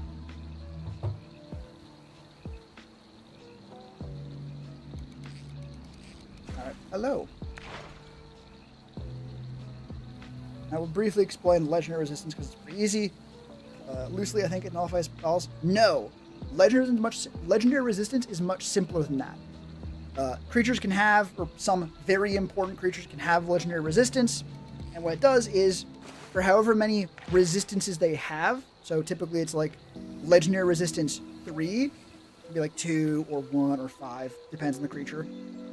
Whenever they fail a saving throw, they can just decide to use one of their legendary resistances permanently, doesn't come back at the end of the turn, and then they make the save anyways. Which is very fucking important, actually, for some creatures to have for things like Banishment, or Hold Monster, or Dominate Monster. There are a lot of spells and saves that if something fails, they just get fucked. Right? The players can literally be like, cool, fucking bend over. Bend over and get spanked, you fucking idiot. You idiot dragon, you thought you were big talk. Get fucked. Get folded like a cheap suit, idiot. Legendary resistance prevents that from happening, let's say. You might not want to use it on things that aren't those, but like, it's a whole other thing. Cast level 10 weighted die. Yeah, exactly. They can be like, cool, no they don't. Very important. Legendary actions are different, because they do come back at the end, or rather the start of the, boss's turn. At the end of any creature's turn that is not the boss, or any other creature's turn, the boss can choose to take one of their legendary actions. They'll typically have a cost to them, so either 1 legendary action or 2, if it's like a big action. Oh, this was just on failed attack throw, it make an attack against you. I wouldn't do that one because it's sort of both. It discourages them from attacking, but like, what else are they gonna do? Like some kind of sewer rat, as it is. Take care, Tascat. Hope to see you again. Doesn't work a reaction. It can work, but as far as like things you can do for all creatures, this is the thing you can put on any boss that's like meant to be big and substantial. Go look at like Ancient Red Dragons, for example. Actually, let me go do it myself first. D&D Ancient Red Dragon. Birthday for you. Hell yeah, thank you. Yeah, perfect. Perfect. That's why I just used it once. On it being 1.5 health. At that point, it's like a little nice thing. It could work. But for the benefit of legendary actions, they are full combat, right? So for example, legendary red or Ancient Red Dragon. Traits: legendary resistance 3 times per day. If the dragon fails a saving throw, it can choose to succeed instead. Very simple ruling. Legendary action, which is actually just a whole different section below the attack thing on their sheet. Not 20 on counter, down the monk. That's sort of why we don't like, that's why things can be a bit dicey. And particularly if it's like a thing you're just throwing in, like, ooh, it's this nice little detail. It can feel, for the players, kind of nasty when it's like, here's a random thing that we couldn't have seen coming, die. With legendary actions, though, describe the full thing. Yeah, that's why I started making for instead. Use legendary action. I'll just quote, the dragon can take 3 legendary actions, choosing from the options below. Only 1 legendary action option can be used at a time, and only at the end of another creature's turn. The dragon regains spent legendary actions at the start of its turn. Before they attacked. You announced it before they attacked. Okay, before they attacked it. Okay. I read that wrong at first. I was like, cool, if you're saying you're going to attack them as they're attacking. Okay, no. That can work. That can work better. Honestly, implementing a system like desperation moves, like when they get to half health, to like simulate like a second health bar, but that can still get dicey because now you're adding a new layer to all your encounters that can be a problem to balance for. So like, legendary actions give you more control. As said, you get 3 actions, regain them at the start of your turn. You can use them only at the end of another creature's turn, only one of them. And these are, for the dragon, detect, make a wisdom perception check. Tail attack. The dragon makes a tail attack. That is one legendary action. If there's 3 players, they can do that shit 3 fucking times. Or, for 2 actions, wing attack. Each creature within 15 feet of the dragon must make a DC Ancient Red Dragon, remember, 25 dexterity saving throw, or take 17 bludgeoning damage and be knocked prone. Dragon can then fly up to half its fly speed. Functionally, the reason why legendary actions are good is it means your boss doesn't just get stomped to death by the action economy. Right? Because if you have like 4 players and the boss only has 1 action, well, shit, yeah, cool. The boss's big fire breath is really fucking intimidating. It has an entire party of characters beating its fucking head in before it gets a chance to do anything. Assuming no legendary actions, before it can do anything, it just dies, right? Like, 1/4 of the party can go like, oh shit, guys, big healing spell. It's like, cool, great, you have now... Hell, if 2 of the party members are healers and go, great, healing spells, that means that half the party just gets to beat on the dragon as the other half just undoes what it did last turn. Actions that had like 3 minions, all killed before turn 1 was over, and they took over half its health. That feels more like, and I need to preface this with like all the love in my heart, I have fucking been there. I have been there. You are in very, very, very well-trodden territory of just an encounter not being as balanced as you think it could be. And there's any number of reasons for that. I have seen encounters with my current play group where it's been like, oh yeah, no, we're beating the hell out of these enemies. Holy shit. If this started going badly, we could all be like wiped out so fast. And ironically, the better the party is, like the stronger the party is, the harder it gets. One of the problems is that one of our players, me, is a really fucking tough barbarian. Right? They are a fucking like brick shithouse that can take just like enough damage to down like the rest of the party combined before they're like, ooh shit, I need healing. So if I'm getting hit, and it's like, oh wow, I'm taking a pretty bad beating. I'm at, after a full round of combat, almost half health. It's like, cool. That would have fucking killed anyone else completely. No question. Not even close. Not even close to close. But because it's on the tank, it does not look as scary. Meanwhile, if like 2 of those attacks had gone to someone else, suddenly this is a very different story. Suddenly, instead of it being like, yeah, we just fucking walked in and beat the shit out of everyone, it's like, oh shit, we walked in and fucking Todd immediately died, and Todd went down round fucking 1. Oh shit, fuck. But this does give me actually a very good opportunity to, one thing to answer your question, like, do they just need more health? Probably, actually. Like, rarely have I found players, both as the DM and as the player, to be like, no, the only way for a fight to feel satisfying is if we fucking stomp the boss into the dirt round 1.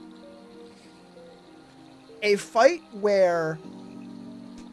Listen, good fights are not ones that are predicated on who gets higher initiative. Right? If the players get higher initiative and they stomp the boss into the dirt, that's not necessarily great. It makes the boss feel fucking weak. If the inverse, it's an enemy that if it rolled higher initiative, it just kills the party, that's bad. Everyone's been silent for a bit. I forgot to talk to someone about what's going on, and they took aside the light details of this in Reddit worthy. Oh god. Oh god, I'm sorry. I also apologize that I cannot just... I must be like, hey, maybe we can... I do want to know part of it, but also, before that, I also gotta be like, no, please do not. We cannot go into all the details of family drama. No, you're good. It's hard to be like, hey, I do genuinely care, and I would like to know. I know that talking about things can help. Also, please do not, like, make, like, a 30, like, 40-minute conversation about your family drama in chat, please. Even, like, just for, like, general and decorum and, like, professionalism. That's it. That's where my crits. His abilities only when it's not making a second Monty Python. Honestly, if it's a fucking D&D monster, make it the fucking Black Knight Monty Python. Right? Like, if it's a fucking, like, demon or something, yeah, have it fucking get, like, its head cut off and be like, yeah, cool, now it can't use its flame breath. Eyes fucking, like, start, like, its shoulders, like, contort and the eyes start to form. Or maybe it goes blind and has to rely on, like, a much closer range blind sense and, like, area of effect attacks. It's a robotic tank? Yeah, at that point, it could be, like, there's a whole term for it where, like, it's built for catastrophe. Why was that one freaking huge? Oh, yeah. Yeah. Legendary actions on that one could be really, really good, I think. Especially if it is, even if it's just, and this is an important lesson, I think. It's a very good one. I'm thinking about it more so in, like, both as a player and as, like, playing through Dark Souls. Even if it's, like,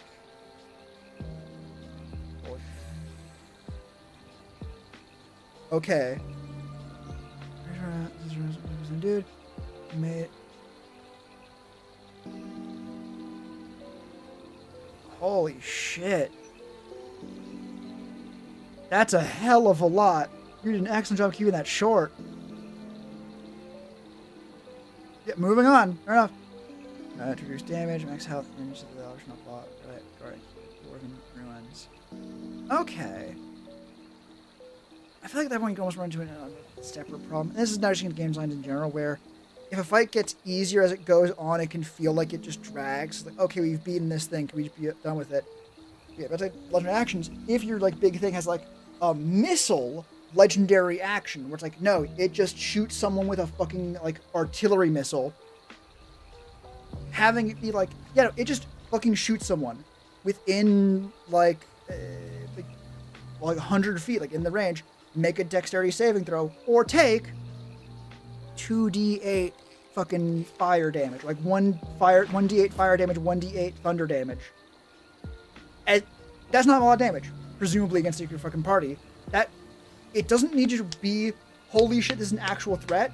It could be just like I think, holy shit, this thing is gonna kill me in like 4 turns with that kind of damage. Just to make sure the players are fucking paying attention to be like, yeah, no, motherfuckers. It can hit you. It's gonna hit you. Also note, hint, or like as it, in like detail, behind the scenes, spreading out damage is very good for that. Assuming the party does not have like a dedicated, like, this motherfucker can eat 3 times as much damage as everyone else. In which case, that's a whole other thing. But assuming the party is more relatively balanced, sending like 2d8 damage towards like the back line is gonna scare the shit out of them. It's gonna make them shit themselves because holy shit, I'm a wizard. I do not have health for this. If that thing tries to kill me, I'm dead. But you're not trying to kill them. You're trying to scare the shit out of them with a missile attack. If it does, again, a third of their health, a quarter of their health, they'll scare them. More importantly, that's 2d8 damage. The main tank, who's actually taking all the damage, isn't fucking taking. Right? If we take the Ancient Dragon, for example, their tail attack does actually like 19 damage. So 2d8 is well below that. Literally, it's 2d8 plus 10. Damn. But if it makes 3 missile attacks on 3 different targets that aren't who you're actually fighting, suddenly, that's fucking, what, between 9 and 27 damage that the main tank doesn't need to burden themselves with. Everyone is involved with the fight. Everyone is getting scared. But also, it's not a matter of, okay, everyone thinks it's easy peasy, lemon breezy, except the tank who's getting beat to hell. Then they go down and don't get to play the game anymore because of going up and down. He's like getting raised and then getting dropped again. But also the dragon's now cool. Now I'm going to fight the rest of your party. And just vaporizes people. Right? That would be my advice on that one. But also DMing is a fucking complex fucking game. And trying to make encounters that are engaging and fun. I don't know, I guess I can answer that later. But like making encounters that are fun for the full fucking party, or in general, it's like a problem in game design. Like, God forbid, how many fucking like big fancy games with professional game designers have had encounters that feel like ass? Not like in D&D terms of encounter, but like fights in general. Like that happens more than zero. It happens more than anyone would like. It's not easy. So I'm going somewhere with this. Chris, you're asking your very good ones. Those are kind of complicated. Having an action block go unused because they killed it so fast would make me just a mite pissed. Yeah, that can happen. It also may be a matter of a lot of things.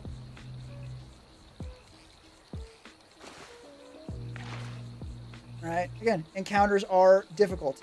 I do think the answer is more health is better than more damage. Because while it might feel good as a DM, be like, yeah, no, this looks like an intimidating encounter. If it's too, quote unquote, intimidating, it's just gonna kill the players in 2 rounds. Which means after the first round, when they realize how heavy it hits, they immediately go, oh shit, I'm gonna fucking die if it does that again. And now their only course of action is try and stop the fucking bleeding, because by the time they get back to healthy again, they get hit again and go back down. So nothing in the fact that a crit can drop down to 0 immediately. If a boss has enough health to survive an actual couple rounds of combat with the players, suddenly it doesn't matter if it's not dealing that much, quote unquote, like the damage, like that much damage.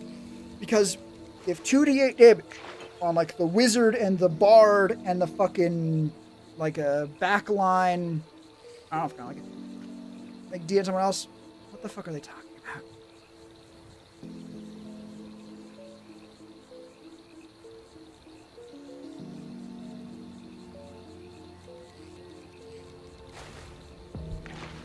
Let me deal with that a bit. Right. It seems unfair. You can leave. Intro into an. Honestly, that runs into like 2 separate problems where it can feel the DM side of the screen or the table is fundamentally different from the player side. This just in, rain is wet. But it can make it difficult to be like, what is a reasonable course of action, right? So it might seem like a reasonable course of action, like just leave. They might go like, we're here to kill this thing. We can kill this thing. It just feels like bullshit. If anything, and it's not me being like, this is how they felt. It almost like more like a warning or cautionary tone. If you're saying, no, you can run away from this fight. You can run away from this fight. Players might hear that and go, oh, okay, so you're just going to keep giving it more health and more damage until we run away because this is basically a scripted loss. And that's never what you want. That's never what you want, right? What you want is to have a nice, cool, fun encounter that takes a while to beat through. Hence, more health, less damage. If the players can chunk this thing as hard as they can for 3 rounds, great. That means they get 3 rounds to do all their cool bullshit. Or hell, even more rounds, right? The players have a lot of fucking spell slots by higher levels. And I'm pretty sure it's clear this thing will receive no aid. Doesn't matter, right? Like, at that point, it's like, cool, so we need to leave, rest, come back, and fight it when it's weaker? That doesn't feel... That is a tactic that could be used in real life, potentially. In video game terms, that's like how you cheese a boss, right? Like, again, this is a difficult... You're asking difficult questions.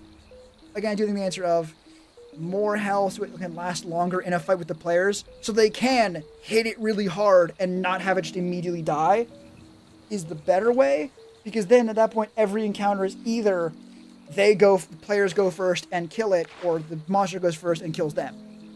If it can last a couple turns, it can actually wear the players out. If it can wear the players out, the players now have the freedom to try and choose how do they proceed. Do they try and just hit it even harder? just go faster than it can, right? If it's trying to grind them down, grind it down faster. Or do they go more on the defensive in the case of like the spellcaster, where they go, cool, buff the hero, buff our allies, heal our allies, debuff the enemy, make it so that we can last even longer so that it does less damage to us. Rather than say, cool, I cast bigger spell, I cast lightning bolt and disintegrate and all the biggest things I can throw at it, while the main like frontliners keep wailing on it, right? Yeah. Also, legendary actions and resistance, right? Even if that's the other holy shit, that's another detail. I need to like yell into the void, like shaking your shoulders, or like in mad in science, like ruffle hair, like the fucking conspiracy board. It was low level. How the hell did they do so much damage then? Genuine question. It's very possible. We'd like to know how. Actually, that'd be a good example. I think just like what was the encounter and what was the player's strategy to it. As someone who's made all these mistakes before, and I believe adapted and improved since then.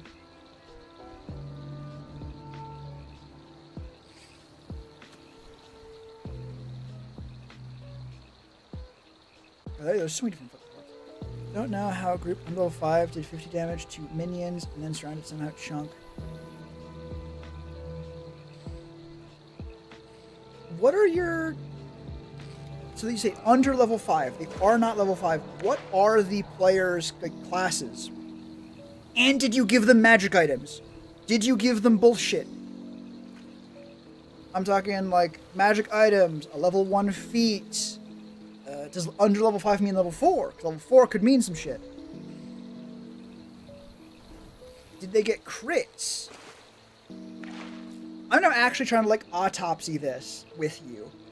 Didn't have magic items yet. This thing was given them the magic items. Lots of crits. Okay. Okay. Oh. It. There are a lot of bad, unhappy sounds coming out, and that is fair.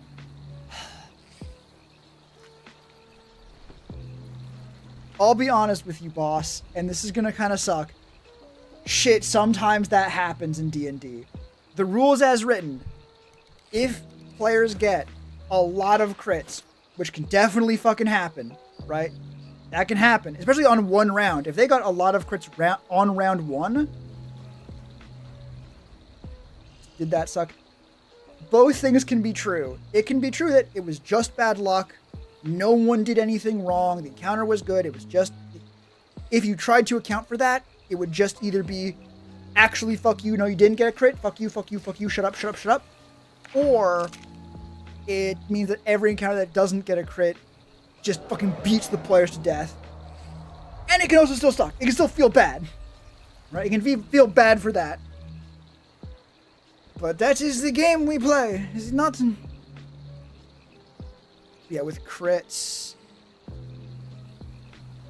Scale back thing. Probably. Let me tell you a story of a moment where I did not scale back. I saw an image. I think it was like a prompt for like an adventure. Honestly, crits... Make it damage thresholds, not crits. Oh, we're saying like if it got crits, it would attack back? Yeah, definitely don't do that. Do not punish players for rolling 20s. 20s should be fucking hype. Yeah, the story is I saw a prompt for like, the players have to go looking for a lighthouse that went missing. How the fuck a lighthouse goes missing? They don't know. Or no one knows. They're trying to figure out. No damage it takes. Taking it apart. Oh god, I don't make it be crits for that. Holy shit, this is random chance at that point. Now you're saying, cool, get lucky or die. Theirs was much better. Yeah. Lighthouse has gone missing. No one knows why. It's the players trying to go find it. And they do. Turns out, it essentially became a really big fucking golem. With the lighthouse, the full fucking lighthouse, as the head. And I, naive motherfucker that I was like, okay, yeah, I don't know why giants and like other giant fucking things are always like, here's a 5x5 square that I'm attacking. It's like, motherfucker, your hand is fucking 15 by 15 foot. Just make the attack's area of effect. And have it hit. You're essentially being you're a giant. Fucking act like it. And that's how I accidentally reinvented Roxfall Everyone Dies from first principles. Like one player did not get one shot by the giant lighthouse golem. And I just spent the rest of the session being like, cool, how the fuck do I backpedal this? Also, word of advice, if you have to backpedal that hard, you're probably better off just going like, holy shit, my fucking bad. This is horribly, horribly unbalanced, actually. I did not think it would be this powerful. That is my bad. We can redo this. This is an accident on my part as the DM. You do not need to suffer because of that. Full campaign as DM. Mostly made shift their campaigns before this. You're gonna have moments like this. It's just gonna happen. I'm sorry, I cannot just to give you the knowledge to not have this shit happen. You kind of have to live through it and go like, oh fuck yeah, we're not doing that shit again. But yeah. Having it, especially early on, especially at low levels, critical hits can be so fucking impactful. Is anyone in the party playing like a paladin? Because it's probably not. Do you remember what spell was cast? This isn't a wild shot, this is a moonshot. Do you know or remember what attack specifically got critical hits? Right?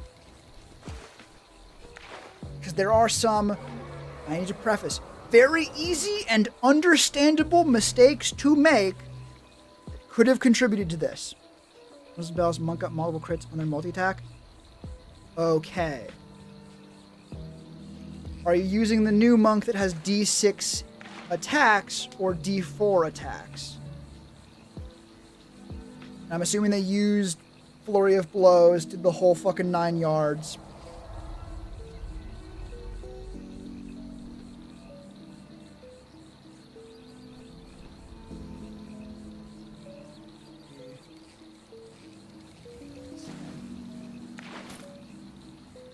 Oh shit? What's the oh shit?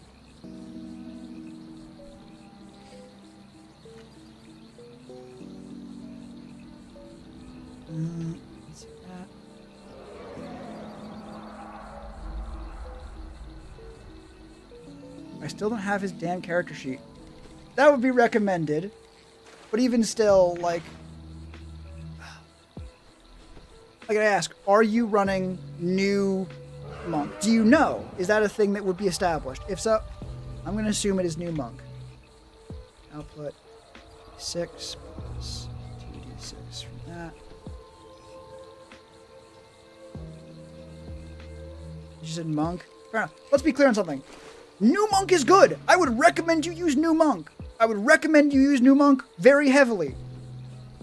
The damage numbers? No. That's not the thing. Damage numbers might not be that. That's not the mistake. Again, new monk is good.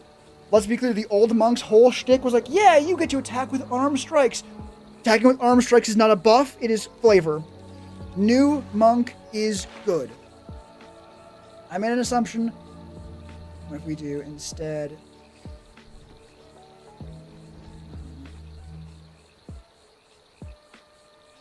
Even still, that's a lot of damage from the monk. Using an online roller.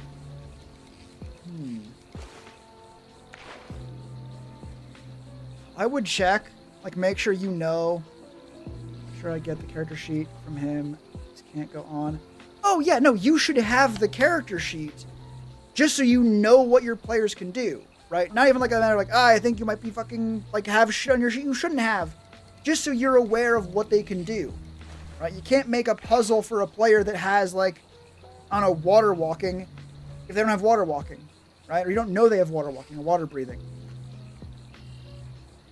But a thing I would ask or clarify, even with you actually, and this is, again, I need to say this so loudly, so loudly, even if it feels bad, this is not like a thing like, this is like something malicious would do. This is a mistake it's easy to make. Critical hits in D&D double the damage from dice, not from things like modifiers. And that could be quite impactful, right? Over 3 attacks from a monk, if we say 2 of them crit, with a +5 dexterity, that would be 10 extra damage. Which again, is an easy mistake to make. Saying, criticals do double damage, is what most people say and hear. Double damage asterisk has connotations.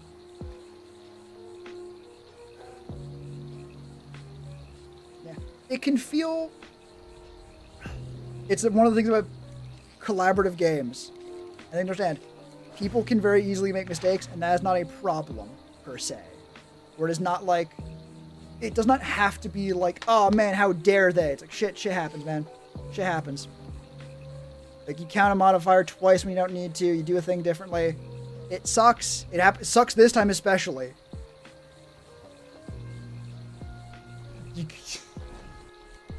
The reason why I see it, if I feel like I'm talking around a point, it is just like a deep, deep fear of saying a thing that makes you go, I knew it! He's a bastard! I need to go get him! It's like, you know what? Fucking maybe.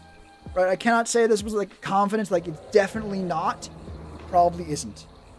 Do not go into it thinking that. You haven't said you're going to go into it thinking that. All you've said is that it felt bad, and that is fair. But oh my god, I refuse to be even vaguely responsible for something like that. Ugh. He's not a bastard, or if he was, I dealt him back a hand already. Huh? That does sound mostly like, yeah, I've already done something fucked up. That's sort of the problem. That's sort of why I'm now prefacing like, no, you do not go in thinking that. Because, in this case, if he's not a bastard, well now you fucking just punch someone in the nose who was doing shit, like, by accident. It's like, oh, you made a mistake? Boof! Fuck you! Never do that again to me, you motherfucker! Whereas if he's a bastard, it's like, cool, don't... Also important, do not deal with problem players by just hitting them harder. At least not as... It can't be your only plan. It can be fun sometimes, but if someone's an actual problem player, or in this case, if we pretend in a hypothetical that someone was rolling in real life and faking their dice rolls, which is an obvious way of getting that much damage if you just make it up. You don't deal with them by being like, I'm gonna punch you back harder. You deal with them by going like, cool, don't fucking do that, Todd. That's fucked up. It's ruining the game for everyone else. Like, no, we're just not gonna let you play with us if you're gonna fucking cheat like that, dickhead. It feels satisfying to use your power as the DM to go, oh yeah, you wanna hit big numbers? Here's a big fucking number for you, and just hitting arbitrarily hard. It is the easiest thing in the fucking world to make an encounter hit really hard and be really difficult and be really scary. You are the dungeon master. You can literally make up the fucking numbers. If you want to say, like, actually, this motherfucker, when they hit half health, they start doing 3 times the number of dice damage. You just do that. Right? I mean, you can't do that. No one would fucking play with you. But in theory, it's not against the rules. Right? Because you make up the rules, in a sense. But, yeah. There are many questions that need to be asked, especially as a new DM. Are these new players, too? Right? That's a whole other can of worms. If you're all just new players, then yeah, people are going to make mistakes. It's like I said before. I can't necessarily just... This is just going to happen as you learn as you go. Because these things happen, and you go, okay, they aren't new players, okay. Yeah, and that could be a matter of they have a strategy that talk with them about how optimal their builds are. Like it's like a late session 0 talk, being like, hey, by the way, how good are you guys making your party? Like, how effectively does your machine operate? Because if they're like, oh yeah, no, we have like a fucking plan going into this. We're strong. We're tough. You need to... This is good, actually. And I need to be so clear about this. if things are working out like that, the response, don't make your response be, ah, fuck, I need to fucking get them for this. No. Lean in, right? For example, if the monk's thing is, I'm going to run in and I'm going to do 10 million fucking damage, then yeah, honestly, have your boss with the damage threshold thing. Even if you need to stack 3 different bosses worth of health and essentially just swap out who they're fighting, largely, make it cohesive still, but still, basically just 3 different fights. If they're doing that much damage, good. Give them more motherfuckers to kill. And because they're actually one motherfucker who just switches what they can do between damage thresholds, they're not going to get beaten to death too fast. Right? Although I also would not wish to have to deal with a very powerful party for a new DM. As someone who's a power gamer myself, they are making, or they should be, assuming they're not dickheads, they're making characters who are really, really good at things so that they can do really fucking hard things, right? If you have a barbarian who's like, I want to take the tough feat, and I want to have high constitution, and I want to have resistance to every fucking damage source, they're not saying, I want to never take damage ever, right? As someone who's played that exact motherfucker, they're telling you, hey, punch me in the fucking chest as hard as you fucking can, right? I was playing a character with adamantine armor, which is an absolute mid-tier item and also a fantastic thing to give to players because it does not really swing games, right? Is it Bulldozer Payday 2? Exactly. If someone's playing Bulldozer Payday 2, your answer should not be, okay, well, I know your weak spot, so I can exploit that. It should be, cool, I'm gonna fucking hit you with a truck. Eat this, motherfucker. Because they're gonna take it and they're gonna be like, okay, cool, great. Everyone stand back. Because if any of you get hit by a truck, you're gonna fucking die. In moderation, obviously, don't just be like, and you take arbitrarily large damage. That also sucks. Especially if it's don't do different damage types for different players, because if you're like, cool, the wizard takes less damage from the same attack, you're just telling the barbarian, no, you don't get to play your class. They're trying to be tough. They want to take the damage. Means good for you. I was playing a character with adamantine armor again. Adamantine armor, the only thing it does is if you get hit by a critical hit, it is a normal hit instead. That Germa, it's a Germa icon. I would not, don't. Adamantine, if you get hit by a crit, you still get hit, but not by a crit. The joy, the fucking elation of being rammed by an honest to fucking god rhinoceros, getting hit by a critical hit from the, again, rhinoceros, having the DM do the thing that DMs do when they get a big fat crit on a player and like, ooh shit, oh, that's a nat 20, and getting to go, don't care, didn't ask. Oh my god, getting to play a character so fucking big.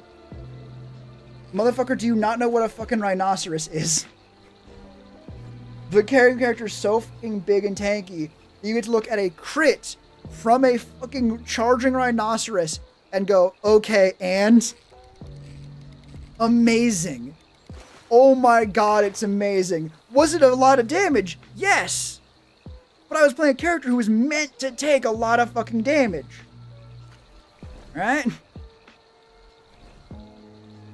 If a character, not if a character plays high charisma, if someone has a really high charisma and is playing the bard that has not roll below a 10, sure, yeah, they can't fail their charisma checks. That's really fun and dandy. What I was looking for, and what I was trying to do was, okay, give me the fucking bullshit ones. Give me the DC 30 fucking charisma checks. Because I'm just going to use the fact that I can't roll below a 25 as a floor so I don't fuck this up so bad that we all get killed. Or in short, being a DM is hard. What's your favorite kind of fish? Honestly, that fucking swordfish from the Palworld 1.0 trailer is really fucking clever. Not my favorite, but it's a cool one. Enough, right? Okay, come back to the thing of like being a DM is kind of hard. Marlin? I don't know. It's a fictional fish. It's not even out in the game yet, so I don't know. Okay. Being a DM is hard. Sometimes that shit happens. You gotta do your best not to take it too personally, because otherwise it is really easy to take it really personally. Oh, also have your characters' sheets, so you actually know what they can do. At the very least, you can look at their sheet and go like, holy shit, is this allowed? Double check and be like, holy shit, this is allowed. So you will know later they can do that. You immediately change the boss because clearly it was made from a place of hate. Again, I've been there. I've been there, boss. Honestly, I want to fucking see this. I want to see this stat sheet now. If you're on the fucking Discord, you have social media, send it to me there. Like, I want to see this because it does sound cool, and I want to see where the hate came from. Tarrasque? You were not going to throw a Tarrasque at them. I don't believe you.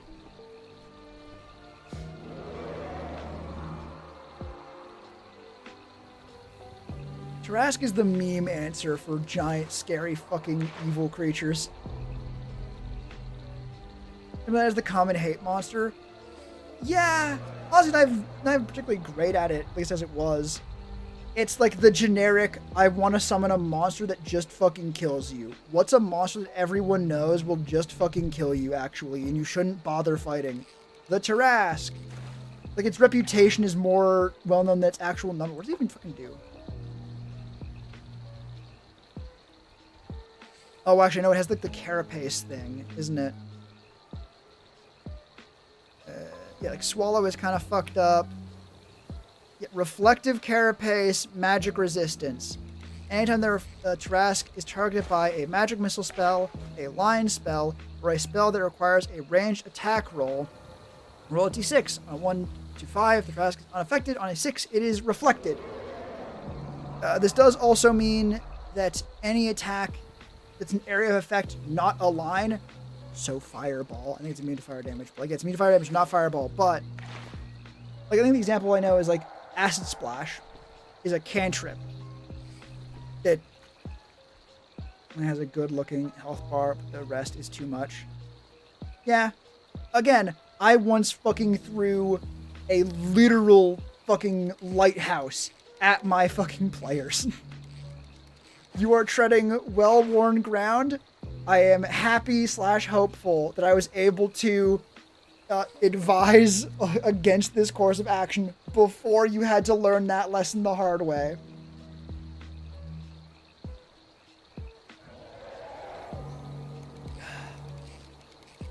Yeah. Clearly. Everyone does. Everyone does. The odds of someone being a new DM and not at some point making a fucked up monster, near zero. Near zero. Oh, also, I guess a tab of a warning again.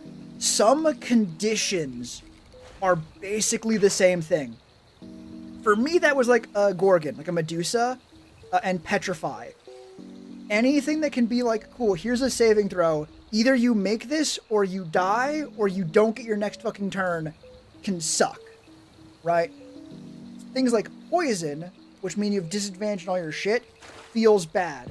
Saying, yeah, I don't do anything on my turn because I have I'm stunned, feels so much worse, especially with how long combat can go on.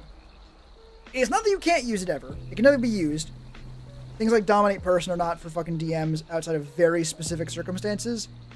But this is more broad stuff, right? We're talking more specifically big monsters. There's just a lot that can go. There's a lot that can go wrong. I'm happy I could light the way away from some of that at least. I might do like literally any kind of fucking working. Apparently not. I just read about Ranger. Talked about D&D. God, D&D. The people who talk about D&D as like, no, there are other systems for, like, if you want to play different games, play different systems that are built for it. They're not wrong. They're definitely not wrong. I do really like just beating the shit out of D&D until it takes a form that is more usable. to me in a given context. Just percussive maintenance, just all the way down. Percussive maintenance to the point of like just tearing it apart. Percussive dismemberment on D&D and then putting it back together in a form that is more suitable for the current goal. In other words, it's like a very basic rule set at its core, right? The D20 rules are not super specific, because they shouldn't be. So you can do a lot with them, right? I should probably... I gotta get fucking ready for my break, honestly. This has been a great conversation, though. This has been great. I do like the series where I do just get to, like, chat and hang out. It is very fun. I did technically find out about... I didn't realize about Find Steed. I feel like I said some part of that wrong. But I do not know what it would have been. Yeah, Find Steed is just arguably or strictly better Beastmaster. More fun. Your normal bullshit like that. It's more... Yeah, I guess fulfilling, right? It's because it is set in a common ground that we can understand more. Like, there's a bedrock here of D&D rules, and particularly a bedrock foundation that I am well familiar with, right? You say it's more fun than your normal bullshit. Motherfucker, my channel is mostly D&D stuff, right? I have one video that's not Dungeons & Dragons related, and it didn't do particularly... That's not... One video, and also the Sword Timber stuff. I forgot for a second, that's a whole bit of it too. Regardless, that and Sword Timber, only things that aren't D&D. Unless I think that it's like inherently more interesting in general, and more, I am particularly fond of this variety of bullshit. Just seeing the live streams and didn't see any of the D&D stuff. That's fair. Honestly, I'm actually now doing a series on what has actually changed for the new classes of D&D. It's like what changed for Barbarian going from 5th edition to 5.5. Spoiler, it's all good. It is near perfect. I gave it 10 out of 10, and I did not give 10 out of 10 to many things. I docked points for some truly hilarious little fucking details. So yeah, I actually recommend you look at them. I think you would like them. And the Paladin one is almost done. All of the bits are done except for the final bit for Divine Smite and the outro. That's coming soon. Shockingly, so I'm going to finish that now, probably. But yeah. If not, that's okay. I'll still see you next stream. It'll be good and fun. I'm going to call stream here, though. I'm pretty tired. And I need to prepare fucking my break. And then I need to fucking finish my video. And I have fucking hiccups. And it's miserable and depressing. Good luck with your fucking D&D, though. I hope I was able to help you. Honestly, though, your thing about, like, the damage thresholds for, like, having parts fall off could be cool. Could be neat. Ooh, having it be, like, a sort of bucket, almost. Like, oh yeah, here's a demon of some kind, like some kind of, like, fucked up Hydra. It is all limbs and fucking heads, and it's nightmarish. It has one health pool, but if you do enough damage to different parts of it, they will die. So it's like, yeah, no, if this one attack, if, like, the fire-breathing head is a real problem, just fucking focus on that one, right? It'll die. But come back. This is more so just... maybe a whole thing. Don't take that as, like, a well-thought-out, like, creature stat block. It was a thought off the top of my head after what you said. It's fine. Good night, everyone. Hope to see you next time. Good luck with D&D. Shame, man. Thanks done by K-Cat, I think, or K-C-A-T. Those sneezy literals, everyone else. Yada, yada, etc., etc. Hope to see you next time. Oh. Right. I mean, the world is possibly more fleshed out than the monsters. That fucking happens. That happens, Chief. That always happens. God forbid. It's a whole fucking thing. There are other videos on the concept. If you are really looking to, like, cool, how do I actually do this, like, just better. It's like, do it more and realize what doesn't work, I guess, or look at videos. Doesn't matter. Hope to see you again next time. I'm going to finish the actual outro now. Take care of yourselves out there. Take care of each other. Ghost Pond vid's coming out soon. And bye-bye, everyone.